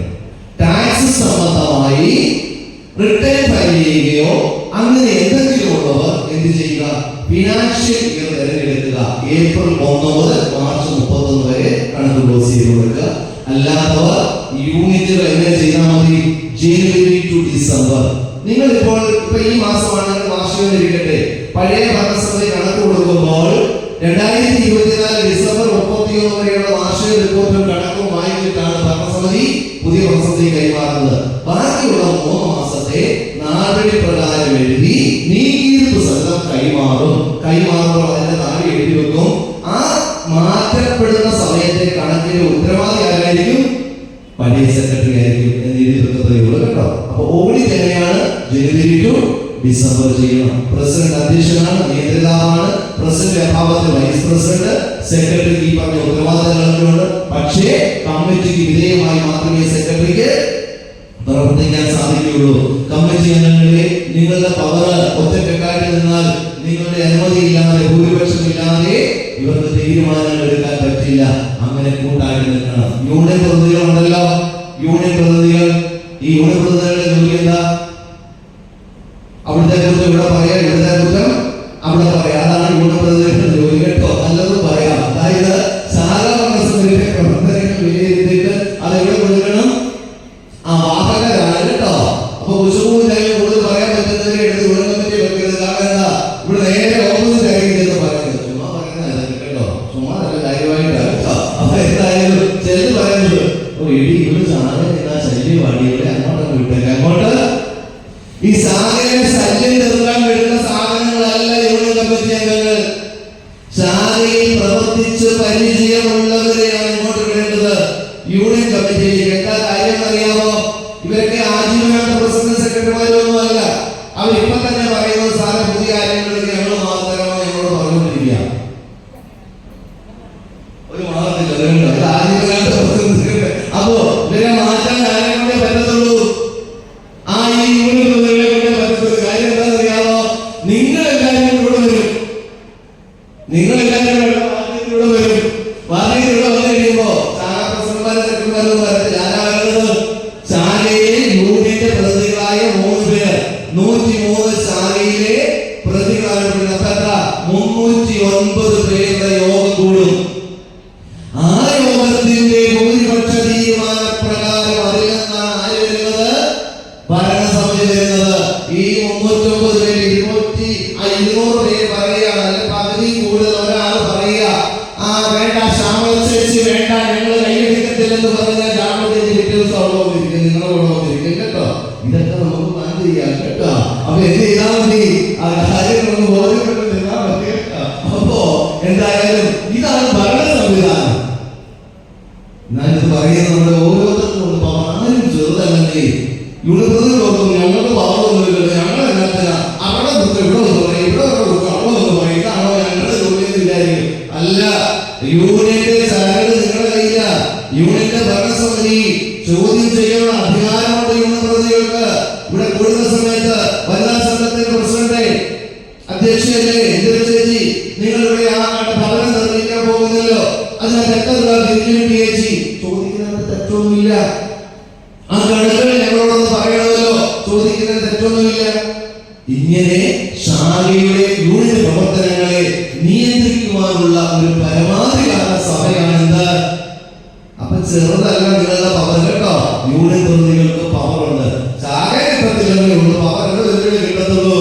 ഇവിടെ അവിടെ ഇവിടെ വിളിച്ചിട്ടും കുഴപ്പമൊന്നുമില്ല, അവിടെ വിളിക്കരുത് എന്ന് പറഞ്ഞാൽ കമ്മിറ്റി കൂടിയേക്കാം സാധനം. പക്ഷേ നിങ്ങൾക്ക് പവർ ഇവിടെ വരുമ്പോഴ ഇവിടെ വരുമ്പോൾ ശാഖ പ്രസിഡന്റിനാണോ പവർ, നിങ്ങൾക്കാണോ പവർ? യൂണിയന്റെ വാർഷികവും നടക്കുമ്പോ യൂണിയൻ പ്രതിക്കാണോ അതോ നിങ്ങളുടെ യൂണിയന്റെ ശാഖ പ്രസിഡന്റിനാണോ പവർ? ഇവിടെ യൂണിയൻ പ്രതിക്കാണ് പവർ കേട്ടോ. അപ്പൊ പ്രസിഡന്റ് ഓർത്തോണം, അവിടെ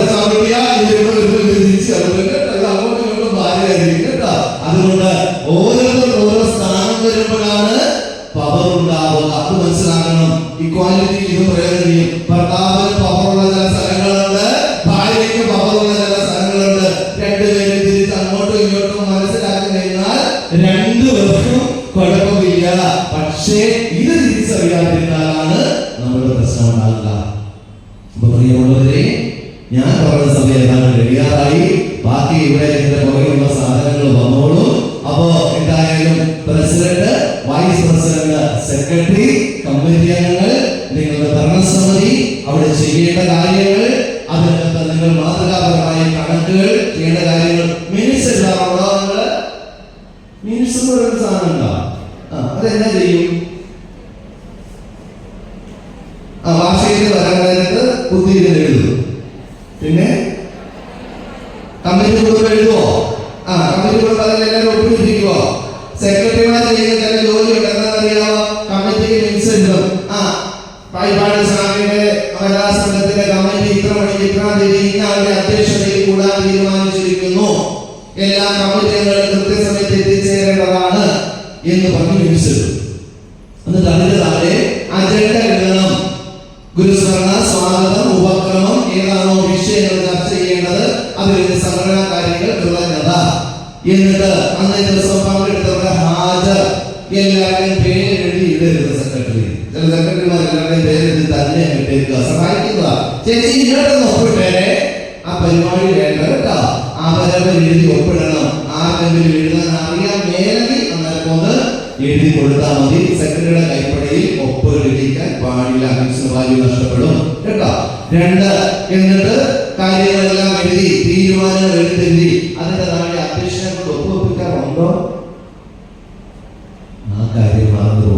മിനിറ്റ്സിന്റെ താഴെ വായിച്ചു കേട്ട് അധ്യക്ഷൻ ഒപ്പുവെക്കാത്ത മിനിറ്റ്സുകൾ ഇൻവാലിഡ് ആണ്. ഒരു പ്രയോജനമില്ല. മിനിറ്റ്സ് കൊണ്ട് പിരിവ് തീരുമാനിച്ചു, അവരെ പുറത്താക്കാൻ തീരുമാനിച്ചു, കണക്ക് പാസ്സാക്കി എന്നൊക്കെ പറഞ്ഞ് നിങ്ങൾ മിനിറ്റ്സ് വെക്കും.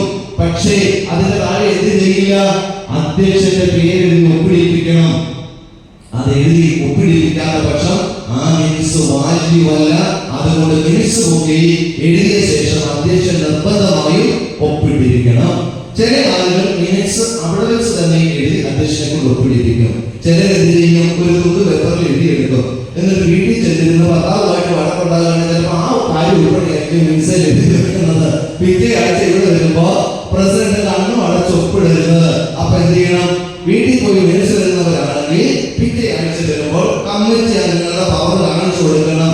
സെക്രട്ടറി പറഞ്ഞു യോഗം നടപടികൾ ആരംഭിക്കുകയാണ്, ഗുരുസ്മരണം ആയിക്കോട്ടെ, അധ്യക്ഷൻ പറഞ്ഞു സ്വാഗതം ആയിക്കോട്ടെ.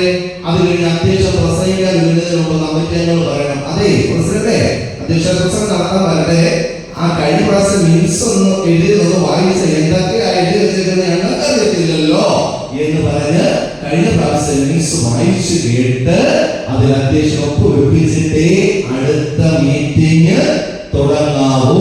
വളരെ ശ്രദ്ധിക്കേണ്ട ഒരു കാര്യമാണ് കേട്ടോ. അപ്പൊ ഇങ്ങനെയുള്ള കാര്യങ്ങൾ നിശ്ചയിക്കുന്ന കാര്യങ്ങളൊക്കെ കൃത്യമായി ചെയ്യണം. മറ്റൊന്ന്, ശാഖയുടെ സെക്രട്ടറി നിങ്ങളോടൊപ്പമുണ്ട്. ശാഖയിൽ കമ്മിറ്റി പാസ്സാക്കുമ്പോൾ, കണക്കുകൾ പാസ്സാക്കുമ്പോഴൊക്കെ ആരുടെ അഭിപ്രായം ചോദിച്ചിരിക്കണം? ശാഖാ സെക്രട്ടറിയെ നിർബന്ധമായും വിളിച്ചിട്ട് എക്സിക്യൂട്ടീവ് കമ്മിറ്റി വെക്കാവൂ. ശാഖാ സെക്രട്ടറി അല്ലാതെ കമ്മിറ്റി വെക്കരുത്. കണക്കുകൾ പാസ്സാക്കുമ്പോൾ ശാഖാ സെക്രട്ടറി വിളിക്കണം. അപ്പൊ പറയാണ് നിങ്ങൾ കൂടിക്കോ, കുഴപ്പമില്ല എന്ന് പറഞ്ഞ അനുമതിയില്ലാതെ കൂടരുത്. വളരെ ശ്രദ്ധിച്ചോണം. ചില ആളുകൾ ശാഖാ സെക്രട്ടറി വിളിക്കാത്ത കമ്മിറ്റി കുട്ടികൾ എന്നിട്ട് പറയും ഞങ്ങളുടെ പ്രസിഡന്റ് പങ്കെടുത്തായിരുന്നു. പ്രസിഡന്റ് പക്ഷക്കാരാണ്, ഒരു രക്ഷയില്ല കേട്ടോ. അത് സെക്രട്ടറിയോട് പറഞ്ഞിരിക്കണം. നിയമം വീട്ടിൽ ചാടാൻ നമ്മളെ കൊണ്ട് പറ്റില്ല. അത് നിങ്ങൾ കൃത്യമായി ഓർത്തോണം. മറ്റുള്ള കാര്യങ്ങൾ, യൂണിയന്റെ കൃത്യമായ നിർദ്ദേശങ്ങൾ പാലിക്കാൻ ഞങ്ങൾ ബാധ്യസ്ഥരാണ്. പാലിക്കാത്ത പക്ഷം ആ യൂണിറ്റ് പിരിച്ചുവിടാൻ ശുപാർശ ചെയ്യാനുള്ള അധികാരം ഇരിക്കുന്ന നമ്മുടെ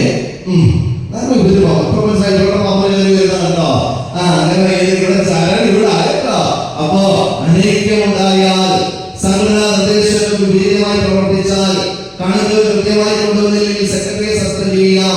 കൃത്യമായി വാർഷിക നടത്തിയില്ലെങ്കിൽ ആ ശാഖ പിരിച്ചുവിടാം. അവർ യൂണിയൻ നടക്കുന്ന ചെയ്യും, യൂണിയൻ യോഗത്തിൽ നടക്കുന്ന ചെയ്യും. അത് പിരിച്ചുവിടാനുള്ള അധികാരമുണ്ട്. അതിലേക്കൊന്നും പോകാതിരിക്കുക. സംഘടനാ നിയമങ്ങൾ കൃത്യമായി പാലിക്കുക. ശാഖയെ പറയുന്നത് കേട്ട് യൂണിയൻ പ്രവർത്തിക്കാവോ? ഞങ്ങൾ വരെ പൈസ ഉണ്ടാക്കി അങ്ങനെ ശാഖാ സെക്രട്ടറി പുട്ടടിക്കേണ്ട, കമ്മിറ്റിക്കാർക്ക് കൊടുക്കത്തില്ല. കമ്മിറ്റിയുടെ അനുമതിയില്ലാതെ, പൊതുയോഗത്തിന്റെ അനുമതിയില്ലാതെ പോഷക സംഘടനയ്ക്ക് താല്പര്യം നിറങ്ങാൻ പറ്റില്ല. അത് താല്പര്യമാണ് ശാഖ. നമ്മളെന്താണ്? ആ പോഷക സംഘടനയാണ്. അപ്പോ ശാഖയുടെ അനുമതി ഇല്ലാതെ നമുക്കൊന്നും ചെയ്യാൻ പറ്റില്ല. അപ്പോ ഇത് ബേസിക്കായിട്ട് കുറെ കാര്യങ്ങൾ ഞാൻ പറഞ്ഞതാണ്. പ്രിയമുള്ളവരെ, ഇവിടെ വനിതാശ്രമം പ്രവർത്തനത്തിൽ നമ്മൾ ചരിത്രം കുറിച്ചുകൊണ്ട് വനിതകളുടെ ശക്തിയെ ഈ സമൂഹത്തിന്റെ മുന്നിൽ ആർജവത്തോടെ കാണിച്ചു കൊടുക്കാൻ പോവുകയാണ്. ഇവിടെ പുരുഷന്മാരൊക്കെ വീട് വെക്കുന്നത് യൂത്തുകാർ പറഞ്ഞ് ഞങ്ങൾ വീട് വെച്ച് കാണിക്കാം. അപ്പൊ വനിതാശ്രമം പറയുന്നത് അഭിലാഷത്തെ ആയതുകൊണ്ട് ഞങ്ങൾ ഒതുങ്ങിയതാണ്. കണ്ടോണം, അടുത്ത 3 മാസം കൊണ്ട് ഒരു സാധാരണ ഒരു കുടുംബത്തിന്, വീടില്ലാത്ത ഒരു ഭവനത്തിന് അവരത് ആത്മസുഖത്തിനായിരിക്കുന്നവ അവരെന്ന് സുഖത്തിനായി വരയണമെന്ന് ആ ഗുരുവിന്റെ വചനത്തെ നിർഭമാക്കിക്കൊണ്ട് നമ്മള് ഒരു നേരം ഭക്ഷണം കഴിക്കണം. 100 രൂപ ലാഭിക്കണം. ശരിയാണോ? ഒരു ബിരിയാണിക്ക് 100 രൂപ കൊടുക്കണ്ടേ? ഇന്ന് അങ്ങോട്ട് പോകുമ്പോ എടി നമുക്ക് ഇത് പട്ടണിയിരിക്കാതെ ഇന്ന് ചോറ് കൊണ്ടടി എത്ര രൂപ ലാഭിച്ചു? 100 രൂപ. ഒരു രൂപയുടെ കാശായി എടുക്കാം. വീട്ടിൽ പറയാൻ ചേട്ടാ ഈ ഞായറാഴ്ച പോത്ത് വേണ്ട ചേട്ടാ, 300-400 കാണാൻ തോന്നുന്നില്ലേ? അപ്പോ ഈ പോത്ത് വേണ്ട ചേട്ടാ, നല്ല പഴമാങ്ങാണ്ട് ഞാൻ ചാറ് വെച്ച് തരാൻ ചേട്ടാ എന്ന് പറഞ്ഞ് പഴമാങ്ങ പറഞ്ഞ് ചാറ് എടുത്തുകൊണ്ട് ഈ ആഴ്ചത്തെ പോത്തിന്റെ 300 രൂപ ഉണ്ടെങ്കിൽ എന്ത് ചെയ്യാം? 300 രൂപയായില്ലേ? 103 ശാഖ. ഒരു വീട് വെച്ച് കൊടുക്കാൻ ലോകം മുഴുവൻ തെന്നാപോടെ കാര്യമൊന്നുമില്ലെന്ന് നിങ്ങളൊന്ന് മനസ്സ് വെച്ചാൽ ഒരു ദിവസം കൊണ്ട് നിങ്ങൾ 10 ലക്ഷം രൂപ സ്വരൂപിച്ച് വീട് വെക്കാം. അതുകൊണ്ടാണ് പലപ്പോഴും വനിതാശ്രമങ്ങളുടെ വീടിനെ കുറിച്ച് പറയുമ്പോൾ ഞാൻ ചോദിക്കും, ശാഖയിലാണ് ലക്ഷ്യമുണ്ട്, വനിതാശ്രമ ഒരു പരിപാടിക്ക് ഇറങ്ങിയാൽ നിങ്ങൾ ബുദ്ധിമുട്ടില്ല. ഞാനൊന്ന് പറയട്ടെ, നിങ്ങൾ തെറ്റാണ് തരാം. ഏതെങ്കിലും ഒരു ശാഖ വിഷയം നിർമ്മിച്ചിട്ടുണ്ടെങ്കിൽ ഇതാ ഞങ്ങളുടെ വലിയ പദ്ധതികളൊക്കെ പ്ലാൻ ചെയ്യുക, നിങ്ങളെ കണ്ടിട്ടാണ്, യാതൊരു സംശയമില്ല. ശാഖകള് എത്രയോ ശാഖ വിഷയത്തിൽ വെച്ച് പാം പിടിച്ച അമ്മമാരെ നിങ്ങളല്ലേ ഈ കൂപ്പണുകൾ ലോകം മുഴുവൻ തെറ്റിക്കൊണ്ട് കാശ് മേടിച്ചു കൊടുത്ത് നിങ്ങളല്ലേ ചെയ്തത്? അഭിമാനപൂർവ്വം പറയുക, അത് നിങ്ങളെ കൊണ്ടേ പറ്റൂ. അത് നിങ്ങൾ ചെയ്യാൻ യാതൊരു വഴി വിചാരിക്കേണ്ട. അത് നിങ്ങളെ കൊണ്ട് സാധിക്കും. ഒരു ഭവനം അതൊക്കെ നിസ്സാരം, അതൊക്കെ വിട്ടുകള. അത് പൈസ പറഞ്ഞാൽ 3 മാസം കൊണ്ട് വീടാകും. ഇതൊന്നുമല്ല നമ്മുടെ പ്രശ്നം. നമുക്ക് വേണ്ടത്, അമ്മമാരെ നിങ്ങൾ ഹോമം ചെയ്തിട്ടുണ്ടോ? ഹോമം ശാന്തിയോട് ചെയ്തിട്ടുണ്ടോ? നല്ല ചോദിച്ചേ, നിങ്ങൾ ചെയ്തിട്ടുണ്ടോ? ഇല്ല. ചെയ്യണം കേട്ടോ. അപ്പൊ ഹോമം ചെയ്യുമ്പോ പേടിക്കണ്ട. ഉടുപ്പൊക്കെ ഉരുന്നിട്ട് പൂന്ന് വന്നിട്ടുണ്ടിരിക്കുക. ഹോമം ചെയ്യാൻ തുണി ഉടുത്തോട്ട് തന്നെ ഹോമം ചെയ്യാൻ കുഴപ്പമൊന്നുമില്ല. ആ പേടിക്കാരെ പഠിച്ചു നിൽക്കണ്ട. മഹാഗുരുവിന്റെ വാക്കുകൾ, കൽപ്പിതമായ വാക്കുകൾ കൊണ്ട് ഓം അഗ്നേതേജസ്തബ്രാഹം അധസ്ത്വം പ്രത്യക്ഷം ബ്രഹ്മാസി ത്വദീയ ഇന്ദ്രിയാണി മനോബുദ്ധി സപ്തജിഹാഃ ത്വയി വിഷയാണി സംയോജുഹോമി അഹമിത്യാജ്ഞം ജുഹോമി ത്വം നഃ പ്രസീദ പ്രസീദ ശ്രേയശ്ച പ്രേയശ്ച പ്രയച്ഛ സ്വാഹ കേട്ടോ, എളുപ്പമാണ് പഠിക്കാൻ. ഒരു കുഞ്ഞിനെ പാട്ട് പഠിപ്പിക്കുന്ന പോലെ അറിയാം, അത്രേ ഉള്ളൂ പഠിക്കാൻ. നിങ്ങൾ പഠിക്കാൻ സമർത്ഥരാ. അപ്പോ ഇത് നിങ്ങളെ പഠിപ്പിച്ചിട്ട് ഇതാ ഈ മണപ്പുറത്ത് ഭഗവാന്റെ അനുഗ്രഹമുള്ള ഈ മണ്ണിലെ വലിയ ഹാവുണ്ട്. ഈ മണപ്പുറത്ത് 1008 വനിതകളെ ചേർത്തുകൊണ്ട് കോട്ടയത്തിന്റെ അക്ഷരനഗരിയിൽ ഈ ചരിത്രം തിരുത്തിക്കുറിച്ചുകൊണ്ട് സ്ത്രീകൾക്കും പൂജകൾ ചെയ്യാം, ഹോമിക്കാം എന്ന മഹാഗുരുവിന്റെ വചനത്തെ അന്വർത്ഥമാക്കിക്കൊണ്ട് പുതിയ ചരിത്രത്തിന് തുടക്കം കുറിച്ച് സ്ത്രീ ശാക്തീകരണം കാണിയത് അടുക്കളയുടെ അകത്തടങ്ങൾ അടുക്കളയെ തീ കത്തിക്കാൻ മാത്രമല്ല, ദൈവങ്ങൾ ചെയ്യുന്നത് പോലെ ദൈവിക കർമ്മങ്ങൾ ചെയ്യുവാനും സ്ത്രീക്ക് കാണിച്ചു കൊടുക്കാൻ പറ്റുമെന്ന് കാണിച്ചുകൊണ്ട് സ്ത്രീ ശക്തിയെ കാണിച്ചു കൊടുക്കും. നിങ്ങൾക്ക് ചെയ്യാം, സമ്മതമാണോ? നിങ്ങൾ കഴിഞ്ഞിട്ട് പാസ്സാക്കിക്കേ. സംഭവം കേട്ടോ. 3 മാസം സമയം തരാം, 3 മാസം സമയം തരാം. ഇതിപ്പോ ഏത് മാസ? ഇംഗ്ലീഷിൽ പറയണോ മലയാളത്തിൽ പറയണോ? മീനമാ അല്ലേ? ആണോ? മീനം. മേടം, ഇടവ, മിഥുനം, കർക്കിടകം 4 മാസം തരാം. കർക്കിടക മാസത്തിൽ ഹോമം ചെയ്യാൻ പോയ വെള്ളമായിരിക്കും. അപ്പൊ നമുക്ക് ചിങ്ങമാസത്തിൽ ചെയ്യാം. എന്താ ഈ 4 മാസം കൊണ്ട് എല്ലാ ശാഖകളിലും പ്രചരണം നടക്കണം. 10 മേഖല വനിതാ സംഘത്തിലൂടെ ഉണ്ടാകും. അതിനെക്കുറിച്ചൊക്കെ സാറിന് പറഞ്ഞുള്ളൂ. 10 മേഖല, ആ 10 മേഖലയിൽ നിന്ന് 1008 കൂടിക്കോട്ടെ, കുഴപ്പമൊന്നുമില്ല. മിനിമം 1008 പേരുടെ ഹോമം നമ്മൾ നടത്തും. ഇതാ ഈ ക്ഷേത്രം ഇപ്പൊ നമ്മള് ഭഗവാനോട് ഒരു ചെറിയ വിപരീതം വെക്കുന്ന സംസാരിക്കുമ്പോഴേക്കും നിൽക്കുമ്പോൾ വിഷമേറെ ഇങ്ങനെ തിരിയുന്നത്. കാരണം നമ്മെ നാം ആക്കിയ തുടക്കം കുറിച്ച മണ്ണിന സാക്ഷി ദേവാമി മുത്തശ്ശിയാണ്. ആ അമ്മയുടെ പുറംതിരിഞ്ഞ് സംസാരിക്കുന്ന ഒരു മണിയുണ്ട്. നമുക്ക് ഈ സാധനം പൊളിച്ചു കളയാൻ, ഈ സാധനം പൊളിച്ചു കളഞ്ഞാൽ ഈ ദേവാവിനെ നമുക്ക് പൂജിക്കുവാൻ അവസരം ഉണ്ടാകണം. വേണ്ടേ? വേണ്ടേ? ഇവിടെ പുനരുദ്ധാരണം വേണം. നിങ്ങൾ നോക്കിയേ, ഇപ്പൊ ഞാൻ നേരത്തെ പറഞ്ഞില്ലേ, മയിലിന്റെ സാരി കൊടുത്ത് കുയിലിന്റെ സാരി കൊടുത്തൊക്കെ ഇരിക്കുന്നത് എന്ന് പറഞ്ഞ പോലെ പുറമെ നോക്കുമ്പോൾ വലിയ കുഴപ്പമൊന്നുമില്ല. പക്ഷെ ഈ അകത്തോട്ടൊന്ന് കയറണം കേട്ടോ. ചില അമ്മമാരെയൊക്കെ പുറമെ സുന്ദരികളാ, കുഴപ്പമൊന്നുമില്ല. പക്ഷേ ഉള്ളിലോട്ട് കയറുമ്പോ ആദ്യം എന്റെ പോലോ എന്ന് പറഞ്ഞ പോലെയാണ്. അങ്ങോട്ട് കയറുമ്പോ ആ അവിടെ പ്രാർത്ഥന കൊണ്ട് കൊണ്ടുവന്നിട്ട് കണ്ടിട്ട് ജീർണിച്ച് കിടക്കുക. മാറ്റത്തെ അത് വേണോ? ഞങ്ങൾക്ക് പോകുന്നത് വേണം, അവിടെ പ്രാർത്ഥന മന്ദിരമൊക്കെ വേണോ വേണ്ടയോ? ഇല്ലെങ്കിൽ പാപം മാറില്ല, പാപം മാറില്ല. ഇവിടെ ജോലിയിൽ വന്നപ്പോ ആദ്യം പറഞ്ഞതാ, നിങ്ങൾ പുറമെ കിടന്ന് എന്നാ പേരടിച്ചിട്ട് എന്നാ കാര്യം, കിടക്കുന്ന കിടപ്പ് കണ്ടോ എന്ന് ചോദിച്ചപ്പോൾ ഞങ്ങൾ അമ്പലത്ത് പോയി. അവിടെ ദൈവത്തിന് അവിടെ ഇരുന്ന് പൂജാവിധികൾ ചെയ്യാൻ പോലും അവർ ജീവിച്ച് കിടക്കുക. അതൊന്ന് മാറ്റണം. ഇതിനൊന്ന് മാറ്റി ഈ പ്രാർത്ഥന വെക്കുന്നതായി ഒന്ന് ചെയ്യണ്ടേ? പുനരുദ്ധാരണ പ്രക്രിയയുടെ തുടക്കം കുറിക്കുകയാണ്. ഈ വരുന്ന 8-ാം തീയതി അതിനുവേണ്ടി ശാഖാ പ്രസിഡന്റ് സെക്രട്ടറിമാരെ യോഗം വിളിച്ചിട്ടുണ്ട്. അവരതിനായിട്ട് അവർ ശാഖകളിൽ വന്ന് പറയുമ്പോൾ വേണമെന്ന് പറഞ്ഞുകൊണ്ട് ഞങ്ങൾ കാണും, അമ്മമാരായ ഞങ്ങൾ വനിതാ സംഘം ഞങ്ങൾ ഇതിന്റെ മുന്നിലേക്ക് കാണുമെന്ന് പറഞ്ഞുകൊണ്ട് നിങ്ങൾ കൊള്ളപ്പീരുന്നു വരാൻ വേണ്ടിയല്ല, നിങ്ങൾക്ക് പറ്റുന്നത് ഒരു തുളസിയിലാണ് മതിയല്ലേ. പക്ഷേ ഇപ്പൊ ഞാൻ ചോദിക്കട്ടെ, ഈ നിർമ്മാണത്തിന് വേണ്ടി സംഭാവനകൾ ചോദിച്ചാൽ തരാൻ ഇഷ്ടംപോലെ ആളുകളാണ്. ക്ഷേത്രമാ എല്ലാ തരാൻ ആളുകളാണ്. പക്ഷെ ഞങ്ങളുടെ ആൾക്ക് അതല്ല. ഇവിടെ എന്തെങ്കിലും ചെയ്യുന്നെങ്കിൽ നമ്മളുടെ ഒരു കാര്യപ്പോഴാണ് ഒരു തുളസിയുടെ മതിയല്ലേ, ഒരു വക്കത്ത് മതിയല്ലേ. ആ രീതി ചെയ്യാൻ എല്ലാവരും ചേർത്തുകൊണ്ടുള്ള ഒരു ഐക്യമുണ്ടല്ലോ, ആ ഒരു മനസ്സുണ്ടല്ലോ, അത് നമുക്കിവിടെ ഉന്നയിക്കണം. ഈ കോട്ടയം യൂണിയന്റെ ശാപത്തെ മാറ്റി ഇവിടെ മൊത്തമാക്കി നല്ലൊരു ഭരണസഭയും വന്ന് നിങ്ങളൊക്കെ നാളുകളിൽ പോകുമ്പോ അമ്മമാരോട് ഇവിടെ വന്നിട്ട് മുടിപ്പിച്ചില്ല, ഞങ്ങളെ നന്മയിലേക്ക് നയിച്ചു എന്ന് പറയത്തക്ക രീതി. അതാണ് ഞാൻ പറഞ്ഞത്, 1 മണിക്ക് ചെറിയ കൊട്ടൊക്കെ തരുന്നത് അതിനു വേണ്ടിയാണ് കേട്ടോ. നിങ്ങളാരാ ഞങ്ങളെ ശിക്ഷിക്കാൻ എന്ന് ചിന്തിക്കാതെ ഇത് സമൂഹത്തിന്റെ നന്മയ്ക്ക് വേണ്ടിയാണ്, വനിതാ സംഘത്തിന്റെ നന്മയ്ക്ക് വേണ്ടിയാണ്, ഈ യൂണിയന്റെ നന്മയ്ക്ക് വേണ്ടിയാണ്. സംഘടനയുടെ മാതാവായ ഈ സംഘടനയുടെ നന്മയ്ക്ക് വേണ്ടിയാണ് വിചാരിച്ചുകൊണ്ട് എല്ലാ തരത്തിലുള്ള പിന്തുണ തരണേയെന്ന് അഭ്യർത്ഥിച്ചുകൊണ്ട് ഇന്നത്തെ ഈ വനിതാ ദിനത്തിൽ നിങ്ങളുടെ മുന്നിൽ നിന്ന് 2 വാക്ക് സംസാരിക്കാൻ സാധിച്ചത്, എന്റെ അമ്മമാരുടെ, എന്റെ ഗുരുജനങ്ങളുടെ മുന്നിൽ നിന്ന് 2 വാക്ക് സംസാരിക്കാൻ സാധിച്ചത്, ജീവിതത്തിലെ പ്രത്യേകിച്ച് ഈ പുണ്യമായ മണ്ണിൽ നമുക്ക് സംസാരിക്കാൻ സാധിച്ചത് ജീവിതത്തിലെ പുണ്യമാണ്, നിയോഗമാണെന്ന് കണ്ടുകൊണ്ട് മഹാഗുരുവിന്റെ തൃപ്പാദങ്ങൾ നമസ്കരിച്ചുകൊണ്ട് അമ്മമാരെ,